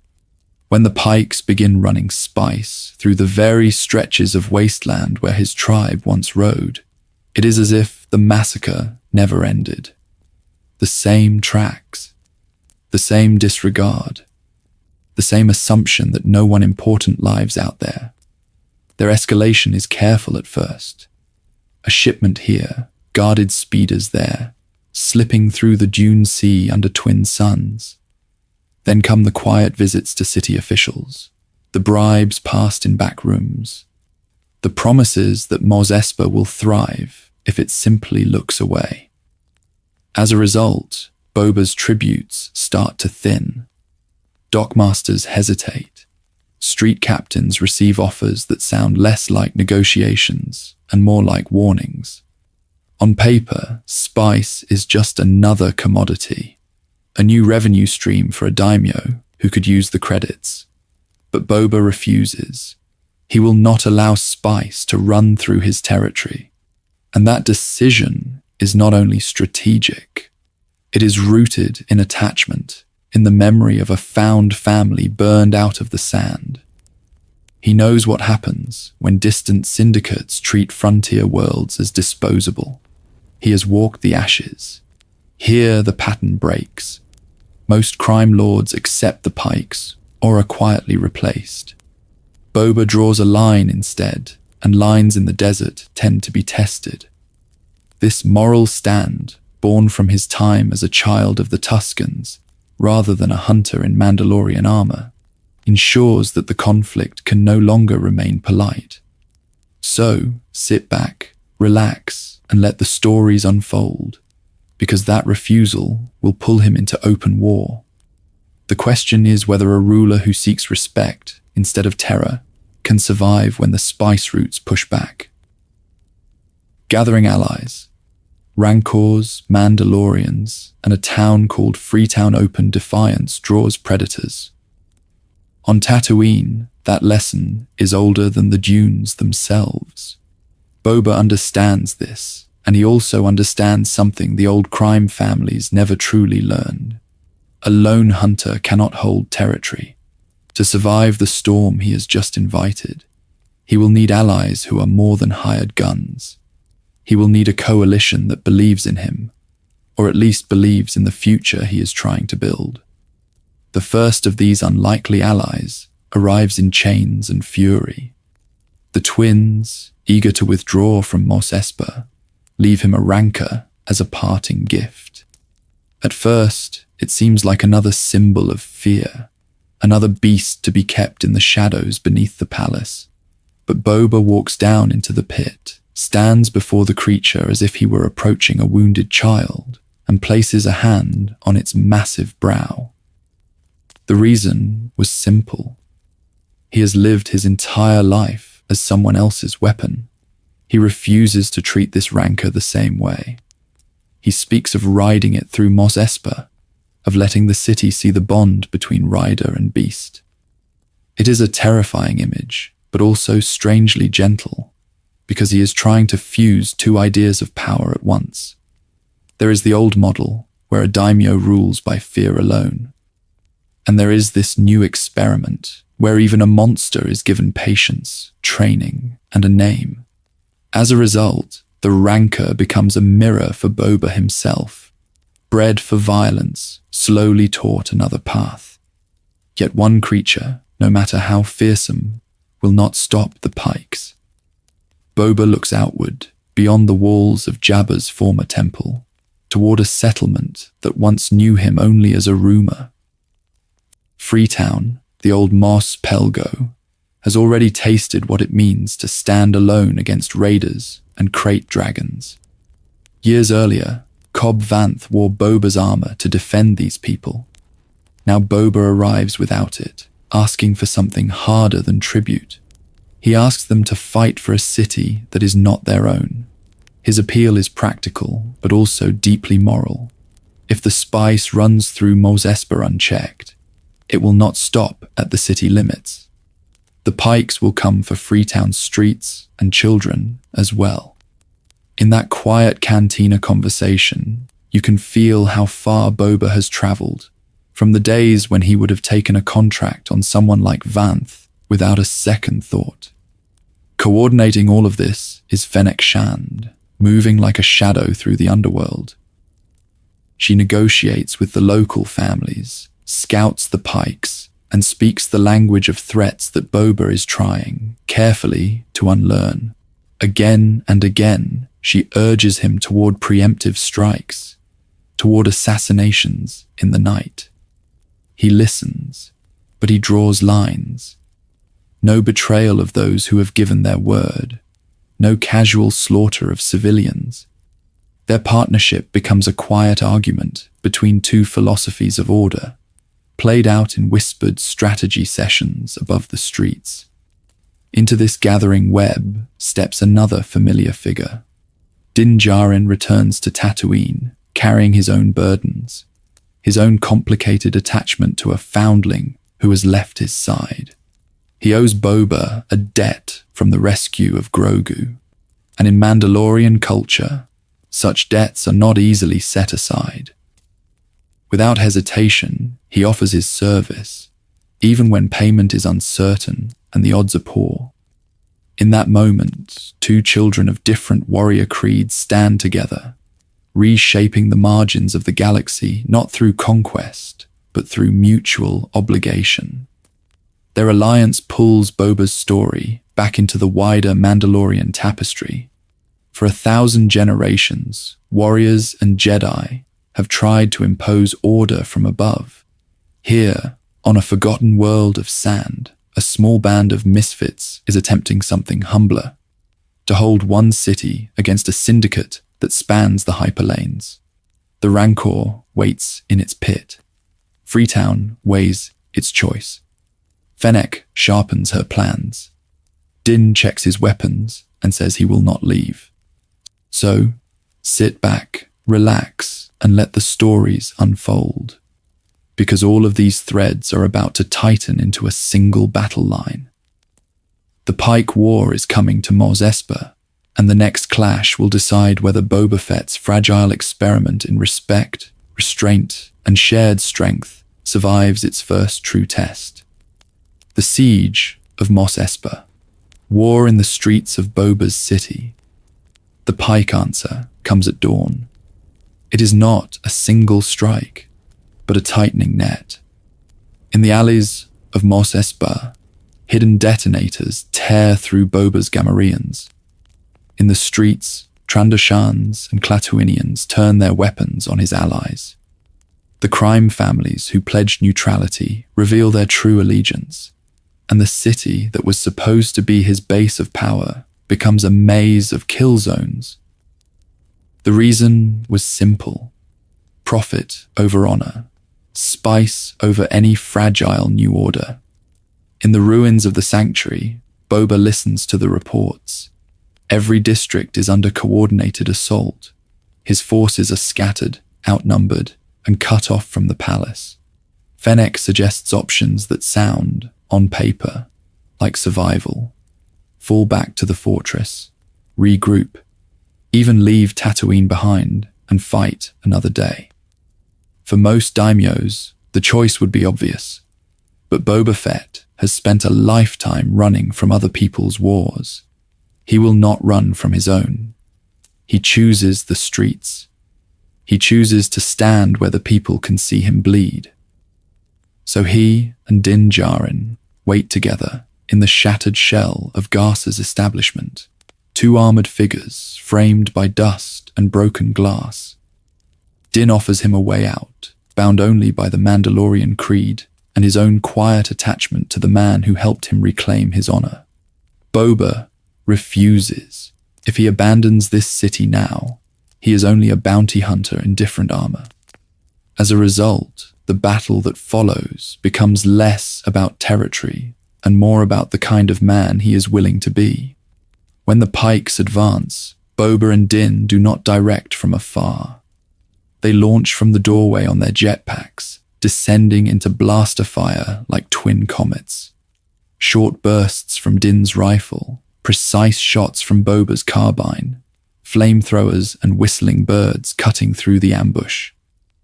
There is no temple, no Jedi order here, only two warriors who understand that leadership, at its most honest, stands in the front line.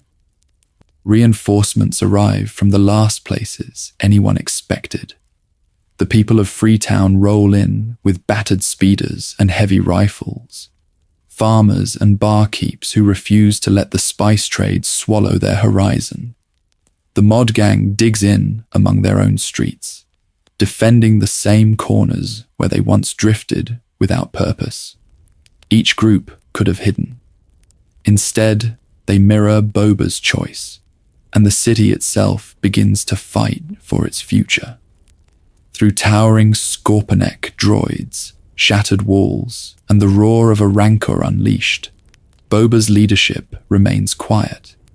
He gives direction when needed, but more often he simply appears where the danger is greatest, sharing risk rather than assigning it. For 1,000 generations, warlords in this galaxy have ruled by distance and fear.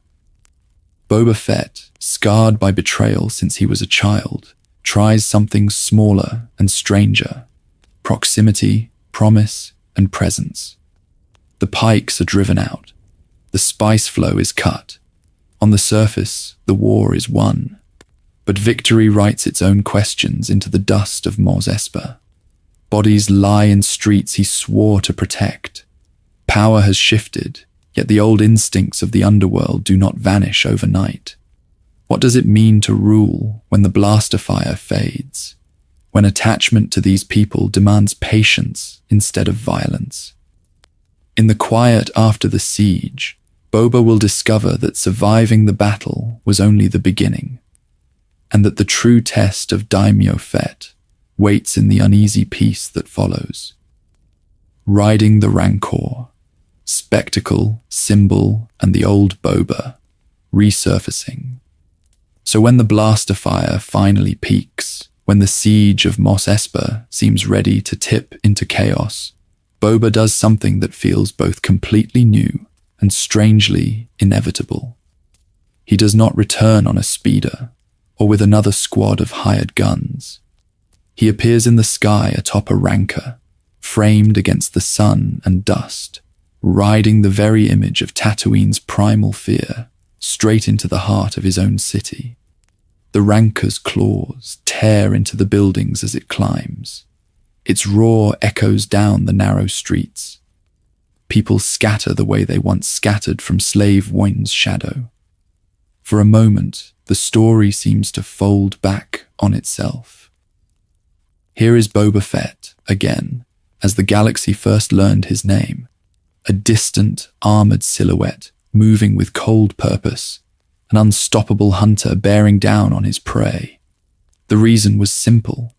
Visually, this is Boba embracing everything the underworld believed about him. But the target has changed. The pikes fire from alleyways and rooftops, and each movement of the rancor becomes a shield for the people below. Boba does not turn the beast on the citizens for sport or for intimidation. Instead, he angles its massive body between the crossfire and his allies, using its strength the way a Jedi might use the Force, as a barrier, a tool to end the fight quickly. As a result, the same presence that once meant bounties collected and bodies left behind now means survival for the very streets that feared him. This is where the duality sharpens. On the outside, he leans into the legend. He roars commands, fires from the saddle, and lets the rancor's rage carry him through stone and durasteel. Inside the helmet, though, the motivation is quieter. The child who watched Jango die, the man who crawled from the Sarlacc and found a tribe among the Tuskens, now rides a monster not to prove dominance, but to keep his fragile order from collapsing. He is using the language of fear to express a new form of attachment. There is an uncomfortable truth in that image. Boba cannot walk away from the symbols of his violent past. The armor, the jetpack, the reputation, even the rancor itself. These are not things he can lay down like a robe at the temple door. He can only repurpose them, bend them toward a future where power protects instead of praise. Sit back, relax, and let the stories unfold. And you see a man trying to turn a weapon into a promise. Yet once the rancor is calmed, once Grogu's small hand lowers the great beast into exhausted sleep, and the streets fall silent, another reality surfaces like a slow tide. Battles end. Cities remain. And Boba Fett, daimyo of Mos Espa, must now face something the training of a bounty hunter never prepared him for. The day-to-day weight of ruling in peacetime, where the enemies do not always announce themselves with blasters. That is where his next struggle begins. After the war, a tired daimyo in a fragile peace morning comes to Mos Espa not with fanfare, but with the slow, uncertain quiet that follows a storm. Smoke still curls from shattered walls, and the sand is scuffed with the tracks of speeders, droids, and beasts. Into this fragile calm walks Boba Fett, no longer a shadow on the edge of the story, but the man everyone can suddenly see. He moves through the streets he fought to hold. Children peek from doorways. Merchants who once paid tribute with downcast eyes now step forward, offering fruit, tools, small tokens salvaged from ruined stalls. Some bow, some simply place a hand over their hearts. The reason was simple. In the night when blaster fire lit the alleys and the rancor roared above the rooftops, he did not flee. As a result, in their minds, he has become something rare on Tatooine, a protector who stayed, yet every step costs him. Old scars from Kamino's training, from Geonosis, from years of work in the shadows, ache beneath the armor. The plates that once felt like a second skin now sit heavy on his shoulders, each piece a reminder of the lives he has taken and the lives now looking to him. A jetpack can lift a man into the sky for a few brief, glorious seconds. The weight of leadership does not come off so easily at night. He accepts a piece of Mailoran fruit from a grateful vendor, and later, on a sun-warmed balcony, shares it with Fennec Shand. It is a small, almost domestic moment. Two veterans of the underworld eating in relative peace while the city murmurs below. No credits change hands. No contracts are discussed. For someone bred in a lab, raised among soldiers, and shaped by bounty postings, the simplicity feels almost unreal. Down in the streets, he nods to the mods, gliding past on their bright speeder bikes, their bodies a patchwork of machinery and flesh. They are not the sort of crew he would have chosen in the age of the Empire, when reputation and fear were his only currency. But they stayed. They fought. They call this place home. In the palace, the Rancor rumbles contentedly when he approaches, vast and dangerous, yet oddly calm under his hand. For 1,000 generations, beasts like this were weapons in arenas and war. But here, for a moment, it is simply his creature. Still, doubt lingers. He tells Fennec that they are not suited for this, and he means it. His entire life has been motion, from Kamino's rain to Tatooine's sand, from imperial contracts to the Sarlacc's darkness, to the found family he briefly touched among the Tuskens. To sit on a throne, to become an order unto himself, feels like trying to hold the desert in his hands. So you can sit back, relax, and let the stories unfold. But inside Boba, there is a quiet question tightening like a fist. Has he risen here into a new kind of greatness, turning fear into stability and attachment into strength?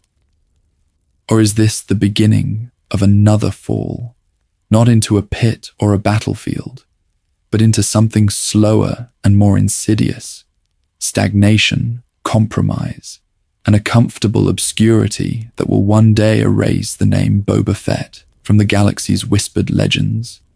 Rise and fall, or escape? Rethinking Boba's end on Tatooine. From a distance, it is easy to call it a fall. Once, Boba Fett stood at the cold center of galactic fear, a name traded in cantinas and war rooms with the same quiet respect given to the Jedi of old. Later, he sits in a modest throne in Mos Espa, presiding over spice routes and water disputes instead of star destroyers and Sith lords. At his peak, he is the man Vader calls into the executor's briefing chamber. Few are invited there. Fewer speak back. Boba does both, warning the Dark Lord not to disintegrate his quarry, and still walks away with the contract.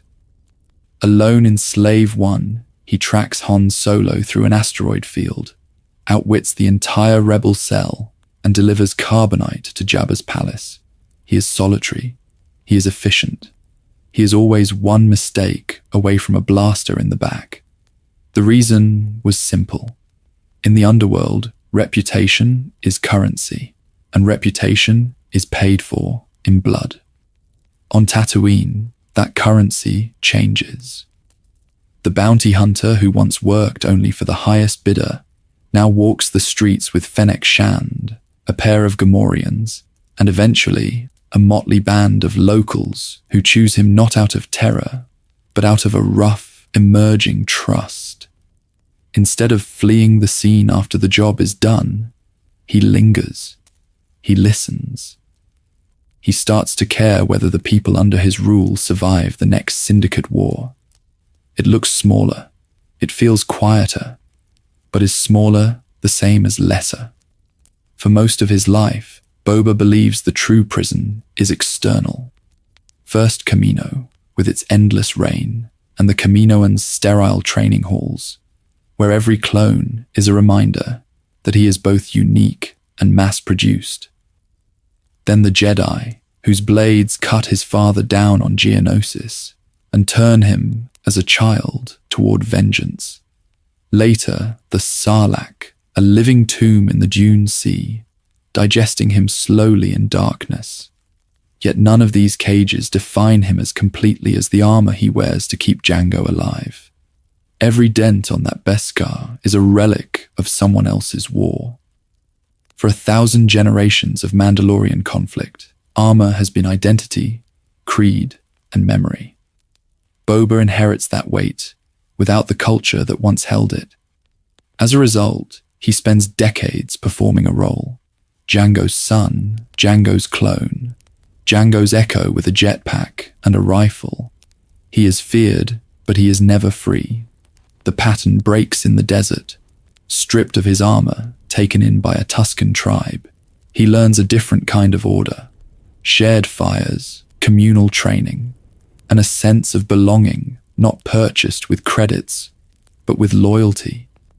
When he later becomes daimyo, demanding respect instead of fear, he is trying, awkwardly, imperfectly, to rebuild that feeling in stone and spice rather than in carbonite and contracts. So perhaps this is not a fall at all. Perhaps the feared hunter losing his place in the galactic underworld is the point where the story finally turns away from endless escalation. If his real prison was his father's legacy, then sitting on a dusty throne, surrounded by a found family, might be the first time the cell door stands open. As we follow him from clone child to desert lord, sit back, relax, and let the stories unfold into something stranger than triumph or tragedy.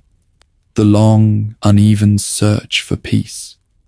Because Boba Fett's journey is not finished yet, and the sands of Tatooine have a way of uncovering what the galaxy thought was buried forever.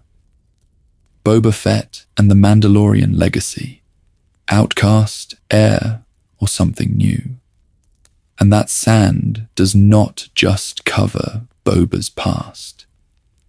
It covers something older, something he wears on his shoulders every time he steps into the street. Mandalorian armor, carrying a legacy he never fully claimed. In canon, Boba Fett is not a Mandalorian by creed. He is an unaltered clone of Jango Fett, grown on Kamino as payment for Jango's service to the Republic. The reason was simple. Jango wanted a child who would escape the control chips and battlefield deaths, waiting for the rest of his genetic line. But Jango himself stood at the edge of Mandalorian society, a warrior who once fought in their wars, yet operated more as a lone mercenary than a son of any formal order or clan. After Geonosis, that ambiguity passed directly to Boba.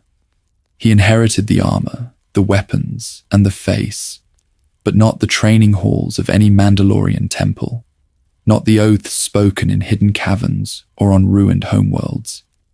As a result, many Mandalorians in the new canon look at the Fetts with suspicion. To some children of the Watch, Jango and Boba are pretenders, men who wear Beskar as a uniform rather than as a vow, ignoring rules about helmets, foundlings, and the way. Others take a broader view. For them, Mandalorian identity has always shifted, from the Crusaders who fought the Jedi for 1,000 generations, to the pacifists of Duchess Satine, to the scattered survivors of the Purge. In that wider story, a foundling like Din Djarin and a clone child like Boba might both fit, even if their paths never cross the same rituals. We highly recommend exploring those eras if you want to see how far the culture can bend without breaking. Placed beside Din, Boba's distance becomes clearer. Din is drawn into Mandalorian politics almost against his will, carrying the darksaber, wrestling with questions of creed, exile, and restoration. Boba, by contrast, shows almost no interest in Mandalore's throne or its symbols. He does not challenge for the blade. He does not speak of retaking the homeworld. His focus stays on his personal code, his attachments in a small corner of Tatooine, and the fragile order he tries to build in Mos Espa. In that sense, Boba represents a third path. He is neither an orthodox Mandalorian nor a simple imposter. He has taken the tools, stories, and symbols of that warrior culture and repurposed them into something local and intensely personal. Armor as inheritance, jetpack as memory, territory as a shield for the people who finally accepted him. That ambiguity leaves a quiet question hanging over the desert. One day, Mandalore will rise or fall again. When it does, will Boba Fett be drawn into that gravity? Or will he remain anchored to his patch of sand, guarding a tiny kingdom while the galaxy turns above him? The psychology of a clone. Sun, trauma, control, and the helmet. Mandalore's gravity pulls at him from one side, Tatooine's silence from the other. Caught between them is a man who has worn the same face, the same wound, for most of his life. It begins with a child in an arena, holding a helmet that is still dripping sand and ash. Young Boba lifts Jango's severed helmet on Geonosis, and the image fuses three things that will never fully separate again. Grief for the only parent he has ever known. Anger at the Jedi who ended that life in a single violet arc. An identity, because inside that helmet is the face he will grow into, the voice he will one day hear coming from 1,000 troopers across the galaxy. For 1,000 generations, fathers taught sons who they were. Boba's lesson comes from Kamino and Vats, and a single man in Mandalorian armor. As an unaltered clone, he is technically unique, spared the accelerated aging and behavioral conditioning that shaped the Republic's army. Yet everywhere he turns, his features are mass-produced. He is a son and a copy, heir and spare, constantly compared to the template whose DNA he shares. The reason was simple. He was created as payment, not as a blessing. As a result, his very existence blurs the line between person and product. That tension shapes everything that follows. Boba infiltrates clone cadet squads, not just to kill Mace Windu, but to walk among brothers who look like him and are not him. He learns that in this order and this war, his father's face is expendable. So he clings to the one thing he can control, the version of that face he chooses to present to the galaxy. Control becomes his answer to chaos. His childhood is marked by sudden loss on Geonosis, betrayal by mentors like Aura Singh, and the constant reminder that alliances in the underworld are temporary. So he asserts control wherever he can reach, over his contracts, which he fulfills with cold precision, over his territory, first as a roaming hunter, later as daimyo of Mos Espa, over his image, which hardens into myth. Boba Fett, the man who never misses, the hunter who never hesitates. The helmet is the center of that myth. It is armor, layered beskar, and paint, protecting him from blaster bolts, sarlacc acid, and the harsh suns of Tatooine. But it is also a mask, sealing away the child who wept over Jango's remains. When the visor is down, his face is not his own. It is a symbol, a warning, a promise that business comes before attachment. You do not see his eyes. You see a reflection of your own fear. Then, slowly, a pattern shifts. In the desert, among Tuskens who adopt him without knowing his legend, Boba spends long stretches without the helmet. He eats with them, trains with them, learns their rituals. Later, on Tatooine's throne, he walks the streets bareheaded, speaking to citizens as a leader rather than as a faceless enforcer. It is a fragile step toward vulnerability, a quiet suggestion that he no longer wishes to be only his father's weapon. But the armor never truly leaves. It hangs nearby, ready, because the galaxy he inhabits still runs on power, reputation, and the threat of violence. Our next chapter will follow how that tension plays out in his final battles for Mos Espa, and whether the man beneath the helmet can ever be more than the legend it created.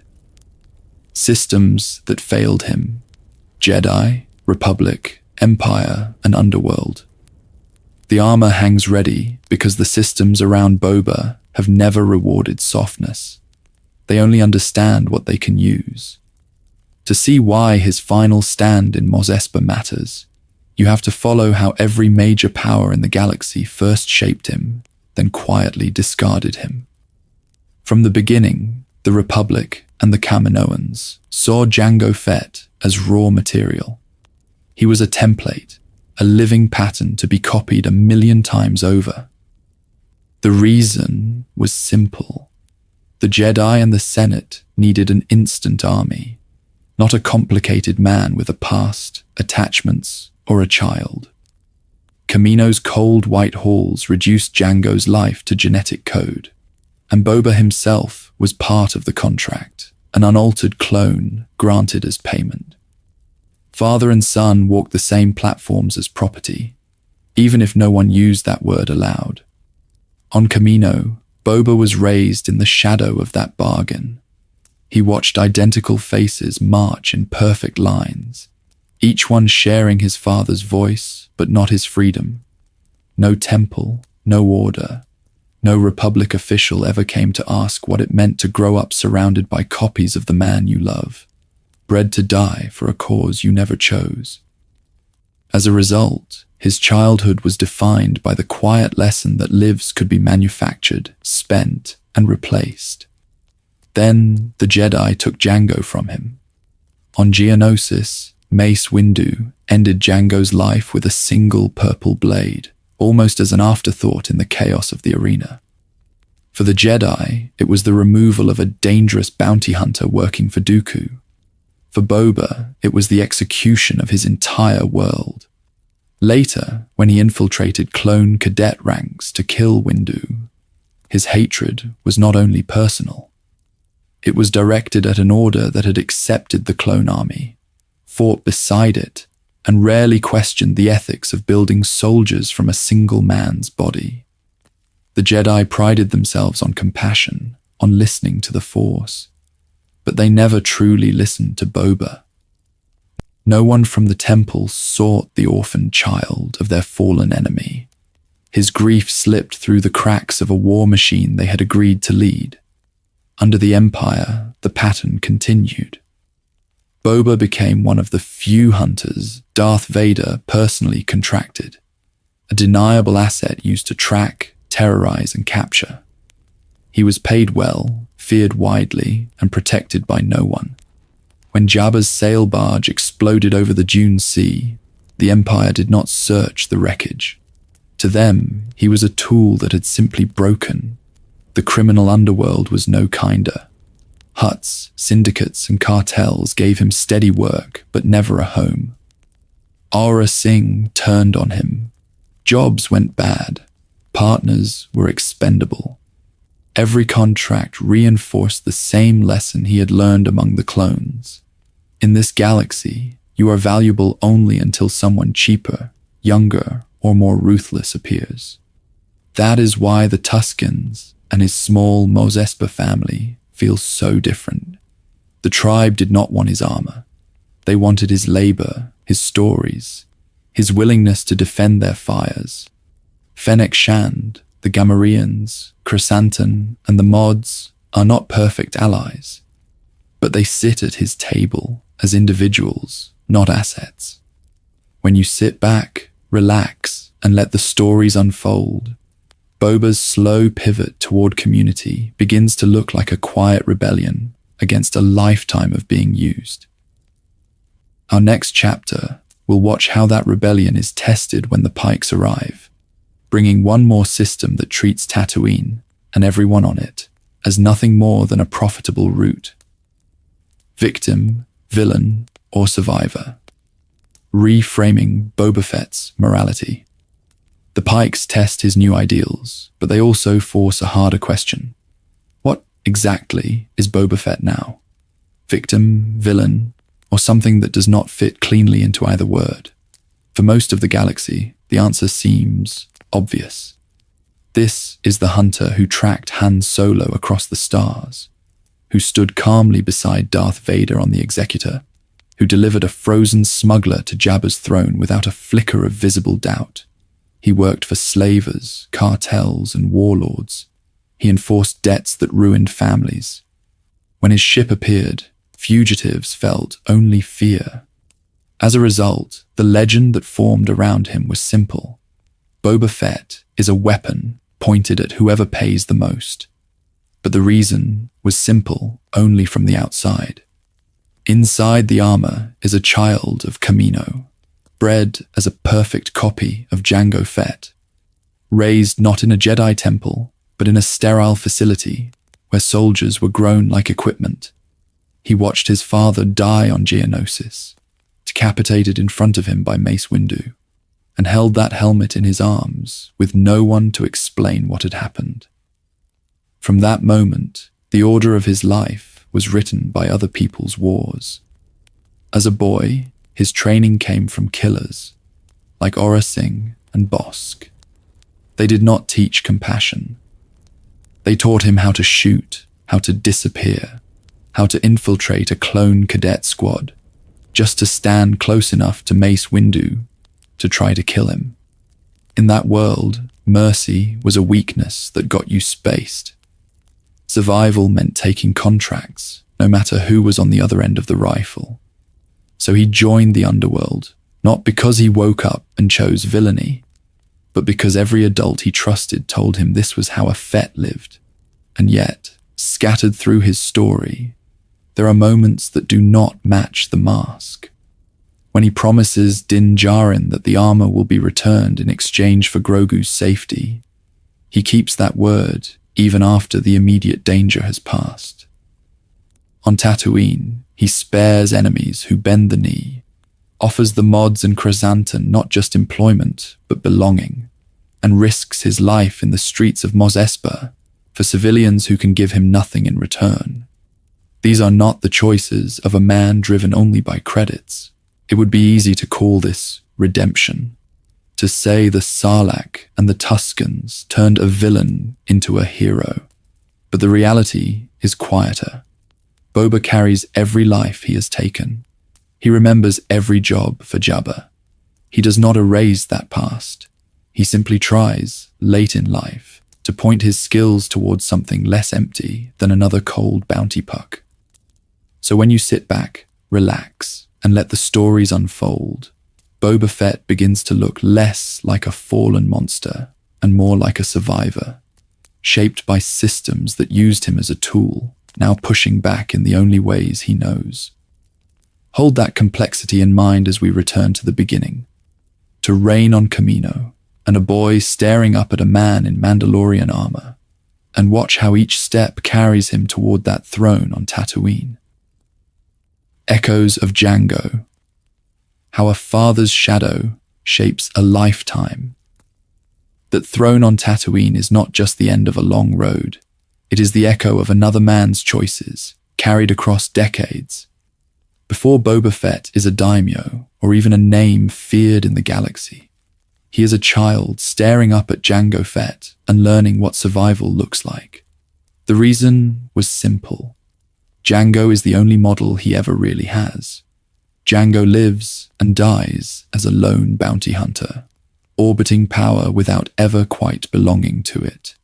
He sells his skills to the Kaminoans, to Count Dooku, to the Republic that will one day fly his face into battle by the millions. He works for both sides of the coming Clone War before it even has a name.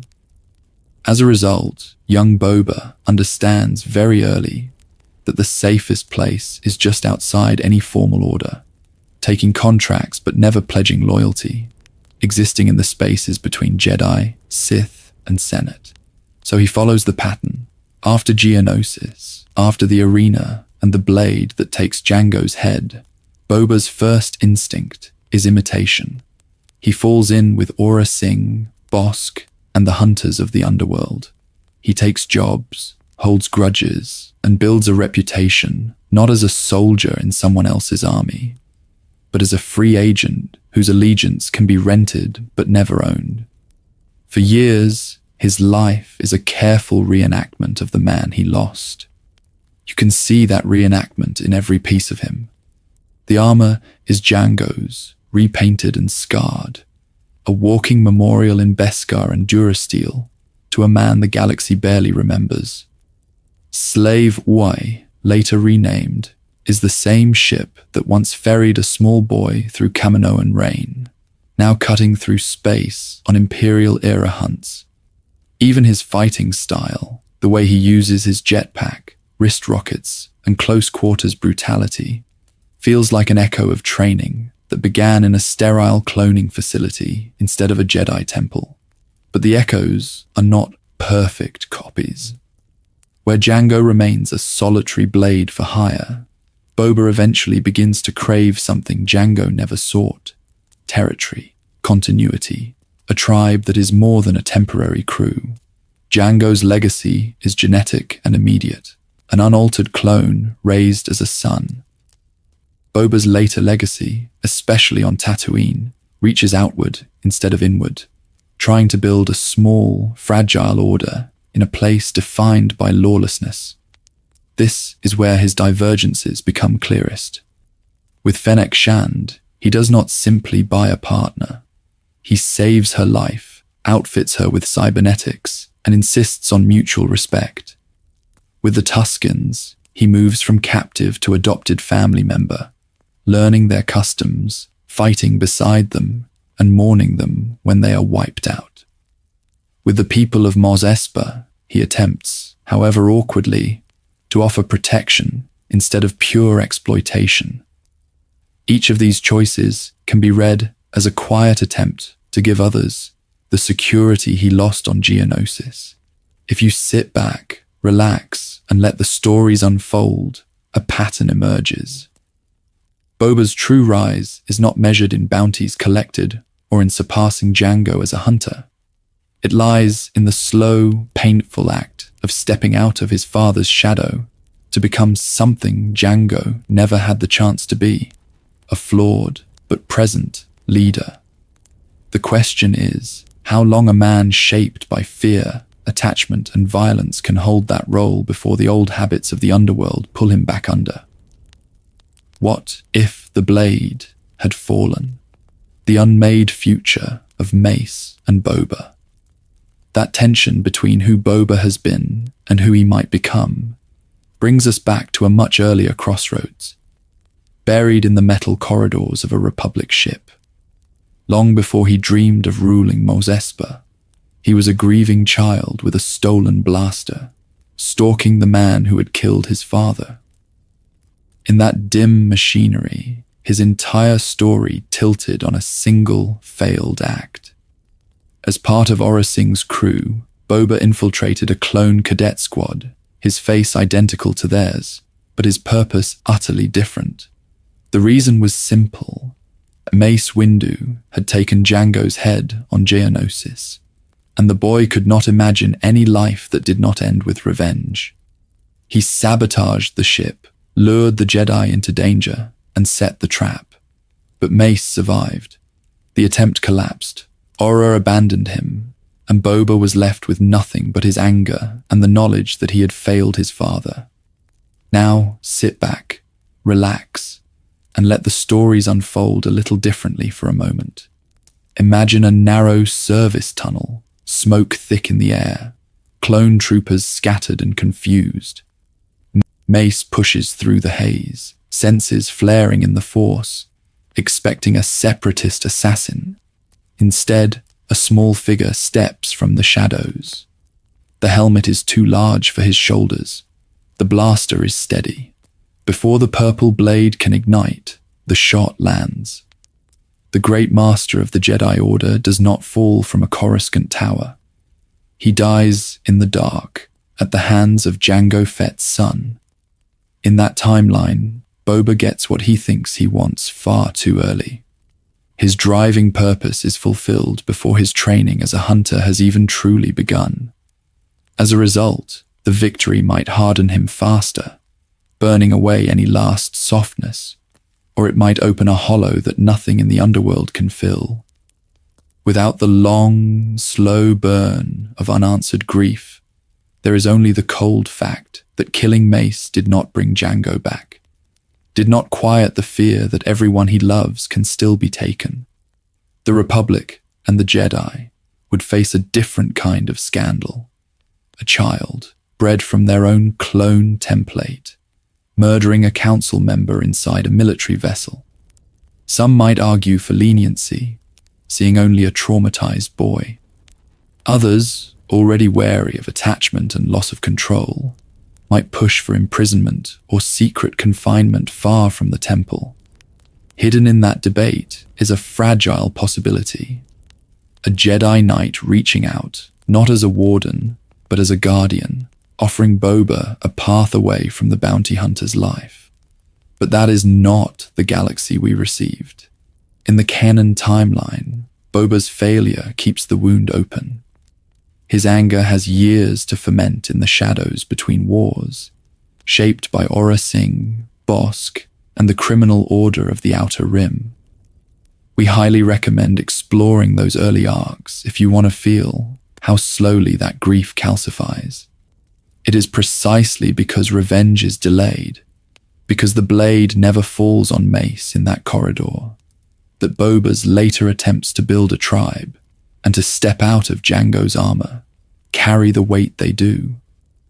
And the next phase of his journey will show how that unresolved past follows him, from imperial contracts to the Sarlacc's stomach, and finally into the deserts where his story changes again.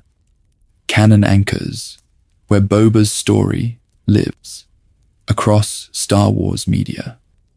That unresolved past does not just haunt Boba inside the story. It also echoes across the different corners of Star Wars canon where his life has been recorded. To understand how all those pieces fit, it helps to gently lay out where his footsteps are actually shown on screen. His childhood and the first great wound of his life live in Attack of the Clones.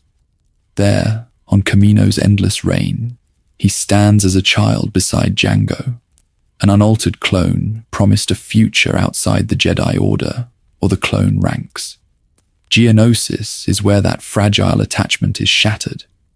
The film only gives us brief images, but they are enough. A severed helmet, a boy in the arena sand, and the quiet beginning of a bounty hunter's story. The Clone Wars series then opens that wound further. Across its episodes, we see Boba infiltrate a clone cadet squad, work with Aurra Sing and Bossk, and try again and again to kill Mace Windu. The reason was simple. In his mind, the Jedi had murdered his father and walked away. These animated chapters turn a silent background figure into a grieving child, shaped by betrayal and by the harsh transactional training of the underworld. By the time the timeline reaches The Empire Strikes Back, Boba has become the cold professional standing at Vader's side. The film never explains how he earned that place, only that Darth Vader personally contracts him and warns him about disintegrations. Return of the Jedi then appears to end his story in the Sarlacc's stomach, a brief fall into the desert that, for decades, seemed final. In modern canon, that fall is not the end. His survival from the Sarlacc and the long, reshaping years with the Tusken tribe are told primarily in The Mandalorian and the Book of Boba Fett. Those quiet campfires, the Gaddafi training, the slow rebuilding of his code as he learns a different kind of tribe, are official parts of his journey now. As a result, what once looked like a simple escape becomes a spiritual turning, from solitary hunter to someone trying, in his own way, to rule by respect. Around these anchors, canon novels, comics, and reference books fill in the shadows of his early bounty hunting years. Contracts taken in the dark times, whispers of his reputation spreading through the galaxy's underworld, small missions that show how thoroughly he wore Jango's armor and face into battle. For those who like to read between the films, we highly recommend exploring those side paths, but you do not need to chase every issue or episode. This long-form story is here to weave those scattered moments into a single, gentle flow, so you can sit back, relax, and let the stories unfold. Now that the sources have been named, you can let the specifics fade into the background and simply rest with the emotional shape of Boba's life, as we follow him from Imperial contracts, through the Sarlacc's darkness, and into the deserts where everything begins to change. From Kamino and rain to Tatooine dusk, the shape of a life. From here, the details begin to soften, and what remains is the shape of a life. Not every contract, not every blaster shot, but a series of images that follow Boba Fett from one horizon to the next. It begins in the cold rain of Kamino, a grey sea, white towers, a small, silent child walking beside a man in blue armor, both of them sharing the same face. He is a child made as payment, an unaltered clone promised to Jango for his service to the Republic's new clone order. The reason was simple. Jango wanted a son, not a legion. But in that sterile temple of cloning vats and training rooms, Boba learns that even a gift can be a weapon waiting to be drawn. Then the color changes. The rain gives way to the orange dust of Geonosis, hot and choking, clinging to armor and skin. He watches his father die in that dust, decapitated by a Jedi in the chaos of war. A son orphaned in battle, holding his father's helmet while the arena roars around him. For him, the Force is not a mystical comfort. It is the green blade that took everything. From that moment, revenge becomes his first and strongest attachment. The years that follow move through steel. Corridors of star destroyers, carbon-freezing chambers, the humming metal of slave ships and bounty hunter dens. He walks among Imperials, Hutts, and criminals, with the same measured stride, a hunter forged in betrayal by mentors like Aura Singh, and hardened by contracts that turn friends into targets. By the time Darth Vader calls him by name, he is already a legend, and the galaxy knows the T-shaped visor before it knows the man beneath it. And then, darkness. Not the clean darkness of space, but the suffocating living night inside the Sarlacc. Armor dissolving, air burning, time losing meaning. He does not die there. As a result, his survival feels less like triumph and more like a slow, painful birth. When he claws his way free, the suns of Tatooine are blinding, and the man who rises is no longer only the hunter who fell. Here, another trauma waits. The Tusken camp that saves him, trains him, and finally accepts him is burned away in a single night. Just as Jango's death shattered the child, the massacre of the tribe breaks the solitary hunter and rearranges him into something new. A survivor reborn in the desert who understands that armor cannot protect a people who stand alone. By the time he sits in Jabba's throne room, the arc has bent again. He is a weary ruler, seeking a quieter legacy, trying to widen the circle from self to tribe to city. His story is not cleanly heroic or villainous. It is textured and human, filled with compromises, regrets, and small acts of kindness that sit uneasily beside violence. For 1,000 generations, Star Wars tales have loved clear lines between light and dark, but Boba lives in the dust between them. So when you picture him now, do you see the boy in the rain or the daimyo in the dusk? The circle has not closed. It has only widened from one cloned child to a fragile community under twin suns.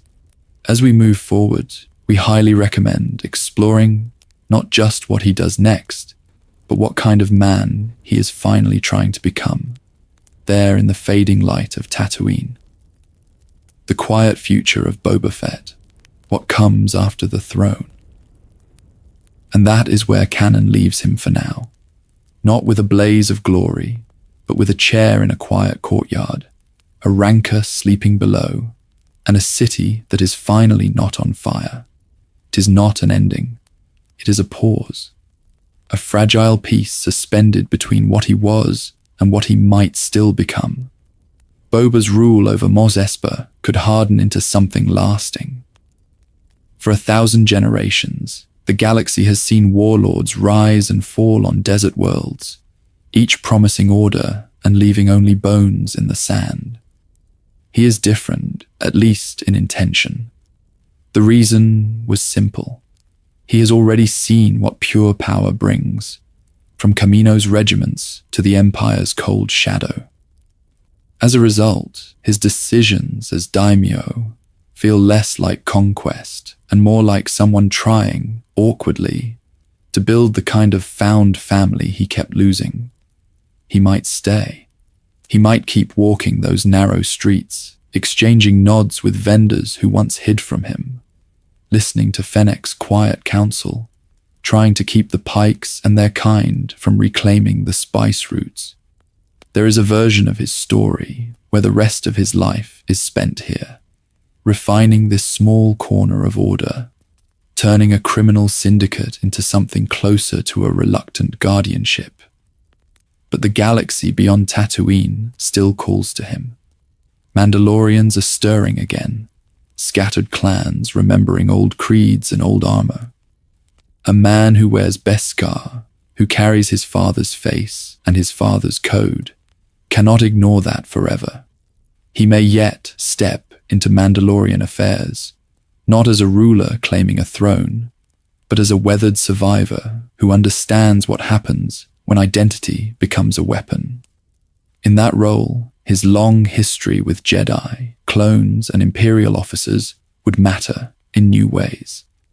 There is also the quiet possibility that he leaves it all behind. No throne, no territory, just a ship, a star map, and an old hunter moving through the lanes one last time. Not for credits, but for answers. A man who crawled out of the Sarlacc, who lived as both child soldier and daimyo, might finally ask what lies beyond fear, beyond attachment to armor, beyond the endless training to be lethal. Whatever comes, it is difficult to imagine him returning fully to the old life. The Tuskens who took him in, the Pikes who destroyed them, the citizens of Mos Espa who now look to him for protection. All of these have carved new lines into his story. The armor is the same. The man inside is not. So for now, his future can remain unwritten, like tracks slowly fading on the dunes outside the city walls. You can sit back, relax, and let the stories unfold, knowing that his path will still be there when you return to it. Right now, the only journey that matters is your own. Where you are, in this moment, listening to distant tales of the Force and the galaxy, as your breathing slows and your mind drifts, gently, towards sleep. Your place in the galaxy, choosing your favorite Boba era. And somewhere inside that drifting mind, Boba's path is still there with you.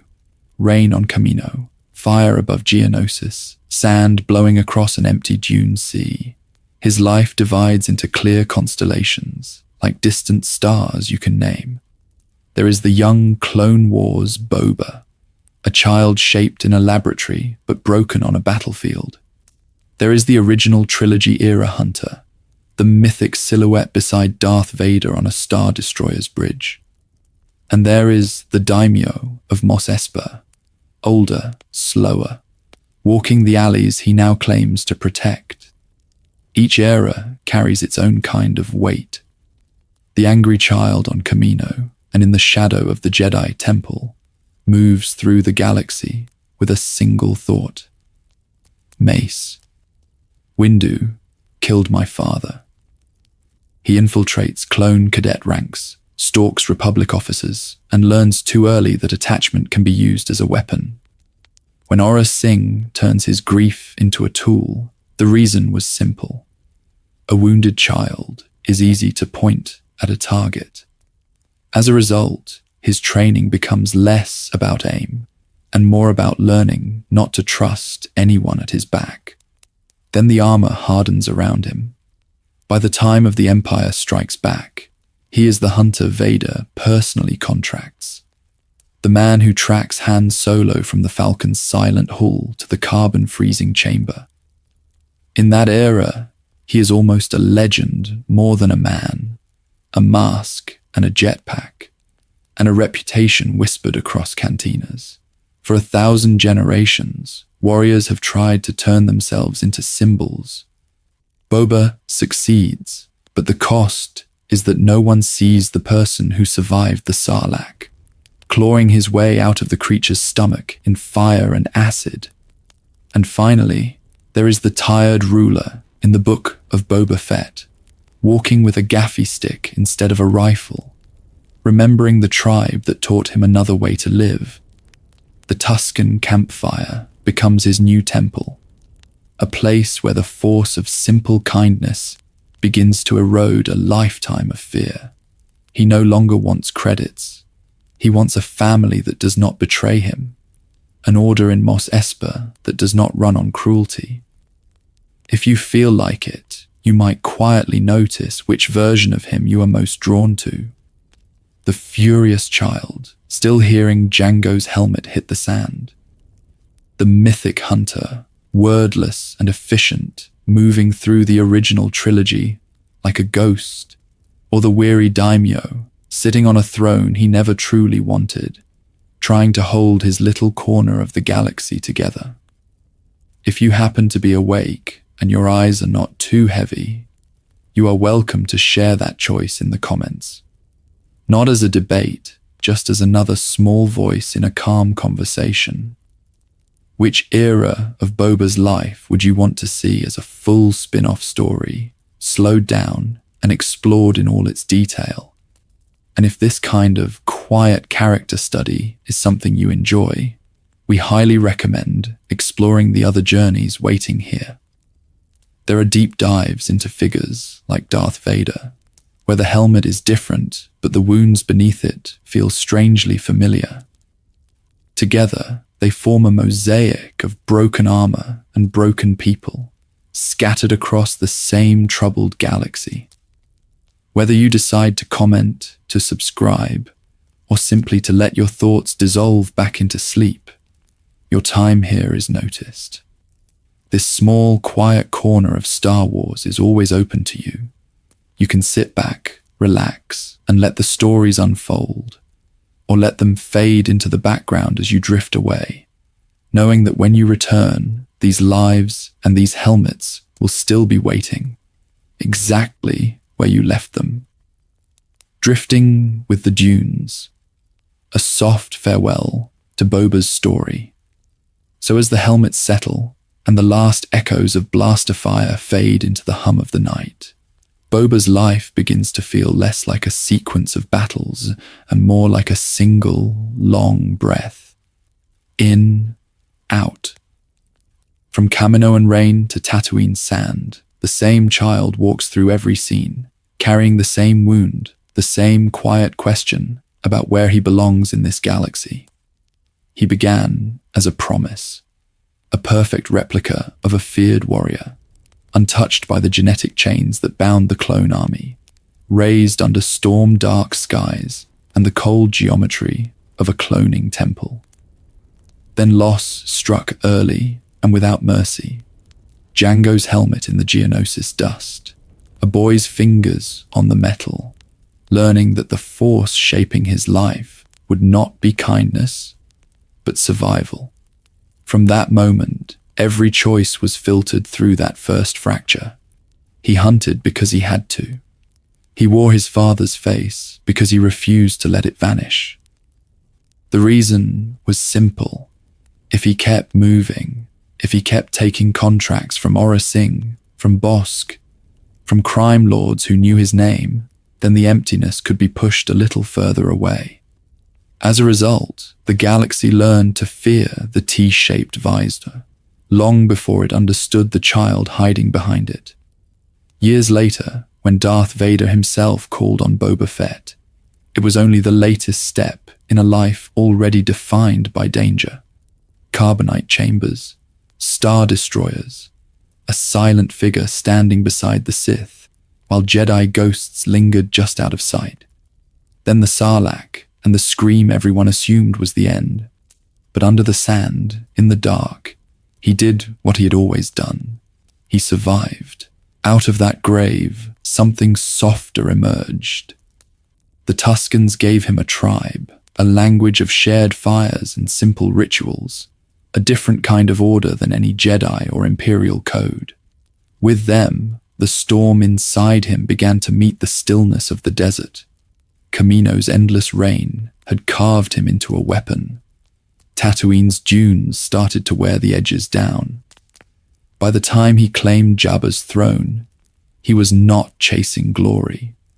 He was chasing a place to set the armor down.